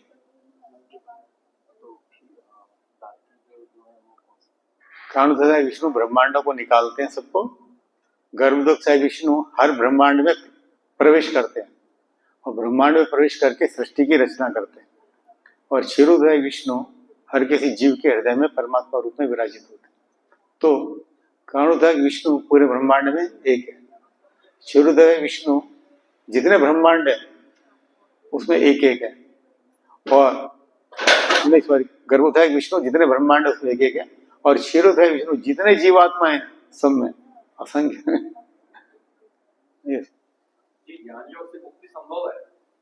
ज्ञान योग से आप ज्ञान योग के धरातल, ध्यान योग से ओके। देखिए, ध्यान योगी जो होता है वो हृदय में परमात्मा का चिंतन करता है, अपने ध्यान से हृदय में परमात्मा को देखने का प्रयास करता है, पहली बात। दूसरी बात, हमने बताया था कि भगवान की अनुभूति 3 रूपों में होती है, हृदय स्थित परमात्मा, ब्रह्मज्योति और पूर्ण पुरुषोत्तम भगवान। तो भक्ति के द्वारा आप पूर्ण पुरुषोत्तम भगवान तक पहुंचेंगे। इसे ध्यान के अनुशीलन से आप पूर्ण पुरुषोत्तम भगवान तक नहीं पहुंच सकते। आप परमात्मा की जानकारी प्राप्त कर सकते हैं, हृदय में परमात्मा का दर्शन कर सकते हैं। दूसरी बात। तीसरी बात, आज के युग में ध्यान योग संभव नहीं है। जो भगवत गीता में ध्यान योग बताया गया है वो आज के युग में संभव है ही नहीं। उस जमाने में जो अर्जुन गुड़ाकेश था, जिसका निद्रा पे कंट्रोल था, इतना भक्त था, इतना पावरफुल था, अर्जुन कहता है कि मैं ध्यान नहीं लगा सकता, मैं वायु को, झंझावात को, मैं सुनामी को भी कंट्रोल कर सकता हूं, पर मैं ध्यान नहीं लगा सकता। तो हम कहां ध्यान लगा पाएंगे? आज के युग में लाइकली अव्यवहारिक है। ठीक है जी प्रभु जी। प्रभु जी अब आप प्रश्न पूछो। हरे कृष्ण। हाँ। प्रभु जी जैसे कहते हैं ना कि भगवान की भक्ति करो, चिंतन करो, माया करो, तो जैसे जो लोग भक्ति है वो कहते हैं कि भगवान कह रहे कि सिर्फ कर्म ही करो, सिर्फ अपना काम ही करो, तो भक्ति करने की जरूरत ही नहीं है। लोगों की सोच क्या होता है कि आज हमारे साथ क्या प्रॉब्लम है हिंदुस्तान में, हमारा धर्म ग्रंथ भगवत गीता, हमने इसको तो पढ़ा नहीं, हम जाने कहां कहां से कोई कोट पढ़ के उसके हिसाब से बोला चाली करते रहते हैं। और टीवी वगैरह पे भी यही हो रहा है, किसी को भी बुला लिया, वो गीता पे बहस कर रहा है, चाहे उसने गीता पढ़ी है या नहीं पढ़ी। भगवान ने भगवत गीता में कर्म के बारे में नहीं कहा है, कर्म योग के बारे में कहा है। ऐसा कर्म करो जो भगवान से जोड़े, कृष्ण से जोड़े। रुपए पैसे कमाना, नौकरी धंधा करना, ये कोई कर्म योग नहीं है। अपने बच्चों का पालन पोषण करना, ये कर्म योग नहीं है। ये क्या है? कर्म है, इसके फल जनित होते हैं। पर लोग इस कर्म को क्या कहते हैं कि भगवान का यही ज्ञान है, कर्म करो। भगवान ने कर्म योग के बारे में बोला है कि कर्म ऐसा करो जो मुझसे जोड़े, अपनी तुष्टि के लिए नहीं। हमने अभी बताया था ना, अपनी तुष्टि के लिए कोई कार्य है तो कर्म है, भगवान की तुष्टि के लिए कार्य है तो क्या है? वो भक्ति है। मेरे को मेरा परिवार पालना है, जरूरत है, मैं नौकरी कर रहा हूँ, धंधा कर रहा हूँ, बिजनेस कर रहा हूँ, पर ये भक्ति नहीं है, ये हमारा कर्म है। और भगवान ने गीता में जिसके बारे में बोला है वो क्या है? कर्म योग है। पर लोग ज्ञान नहीं है, कहीं पढ़ लिया, कर लिया, बोल लेते हैं। और ज्यादा बहस वही करते हैं जिन्होंने पढ़ा नहीं है। जिन्होंने गीता को पढ़ा या थोड़ा बहुत भी समझा ना, वो आदमी फालतू बहस नहीं करेगा। आजकल स्टेटस पे जाने क्या क्या क्या क्या लोग लगाते रहते हैं। मेरे कलीग हैं, उन्होंने रोज भगवान ने गीता में ये कहा है, भगवान ने गीता में पक गया देख के। एक दिन मैंने मैसेज किया, मैंने बताओ भगवान ने गीता किस श्लोक में ये कहा है? मुझे नहीं पता, मैं तो आता है ना भेज देता हूँ। पर जिसने पढ़ी है, समझी है, वो ऐसे फालतू के प्रश्न उठाएगा नहीं। वैसे फालतू के प्रश्न उठा रहा है, बहस कर रहा है, समझ लो उसने पढ़ा ही नहीं। और मतलब जैसे जो माता जी घर पे काम करती है, अपने सास ससुर की सेवा करती है, तो वो बोलते हैं कि हम तो इतना कुछ कर ही रहे हैं, तो हमको भगवान के भक्ति करने की क्या जरूरत है? सास ससुर की सेवा करें, वो भगवान ही तो है। देखिए, परिजनों की, माता पिता की सेवा करना हमारी ड्यूटी है, हमें करना है, ठीक है ना, वो करना है।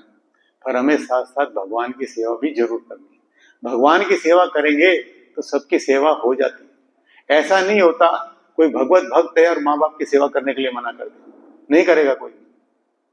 हमारे मंदिर में इतने ब्रह्मचारी हैं, उन्होंने छोड़ दिया, लेकिन उनके माँ बाप को परेशानी होती है तो वो बेटा जो भक्त है वो ही जाके सेवा करता है। कितनी बार देख लिया।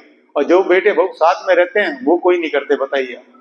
जबकि बच्चा जब ब्रह्मचारी बना तो माँ बाप सोच जाते होता है मेरा बेटा तो बाबा बन गया, बाबा। वही बेटा हेल्प करता है, वही सेवा करता है। जो घर घर साथ में रहते हैं वो उल्टा नहीं करते। अभी समय हो गया, मेरे पास कई उदाहरण है। हमारे एक भक्त हैं, उनकी दादी की डेथ बेड की सूचना आई, दादी डेथ बेड पे, साउथ इंडिया में, पापा उदयपुर सेटल्ड है। वो भक्त यहाँ से बेचारे वो 8-7 हजार का खर्चा होगा, जो भी, उसके जेब में पैसे नहीं, वो फ्लाइट पकड़ के गया, पहुंचा, जब तक दादी की डेथ हो गई, उसकी शरीर छोड़ दिया। वो वहाँ 10-12 दिन रुका। उसकी बुआ लोकल है, बुआ फूफा वगैरह लोकल है, उसके पापा ट्रेन से गए, 4 दिन बाद पहुंचे हैं। वो बेचारा पैसे खर्च करके हवाई जहाज से गए और 10-12 दिन उसने सेवा की, 10-12 दिन उसने कीर्तन किया घर में। और जैसे शुद्धि के दिन हुए, घर परिवार में झगड़ा होने लग गया, मेरी प्रॉपर्टी तेरी प्रॉपर्टी। और सेवा करने मृत्यु के समय उससे कोई नहीं आया, और भक्त बाद में यहाँ वापिस आ गए, ठीक है ना। तो भगवान की जो सेवक होता है वो सबकी सेवा करता है, माँ बाप की भी करता है, ठीक है ना। ऐसा नहीं करता, नहीं करता है, मना करता है तो फिर उसकी भक्ति नहीं है, ये मान के चलो, ठीक है ना। तो ये सेंग जो बना रखी है कुछ, ये पुण्य कर्मों जैसी सेंग बना रखी है कि हम मंदिर में क्यों जाए, हम तो गरीबों को खाना खिला देंगे। एक्चुअली लोगों की भ्रांति क्या है, वो पुण्य कर्म को भक्ति समझते हैं। पुण्य कर्म भक्ति नहीं है। आपने किसी गरीब को भोजन कराया, अच्छी बात है। आपने अस्पताल खुलवाया, अच्छी बात है। आपने कंबल बांटे, अच्छी बात है। आपने कुछ भी सोसाइटी के लिए किया, अच्छी बात है, पर वो पुण्य कर्म है। उससे आपको स्वर्ग लोक मिल सकता है, उच्च लोक मिल सकता है, पर आपको भगवत धाम नहीं मिल सकता। वो केवल भक्ति के माध्यम से मिले। और स्वर्ग लोक में जाने से क्या फायदा? क्षीणे पुण्य मृत्यु लोक विशंति, भगवत गीता कहती है। जैसे ही आपने पुण्य कर्म छीणोगे, फिर वापिस यहीं आ जाओगे। बैंक में जब तक पैसा है निकालते रहो, खत्म हो गया जयराम जी। वही हाल है पुण्य कर्मों का। तो लोग पुण्य कर्मों को भक्ति समझ बैठते हैं भौतिक जीवन में, ये बड़ी मिस्टेक है। पुण्य कर्म भक्ति नहीं होते, भक्तिमय कर्म अलग। ठीक है। अरे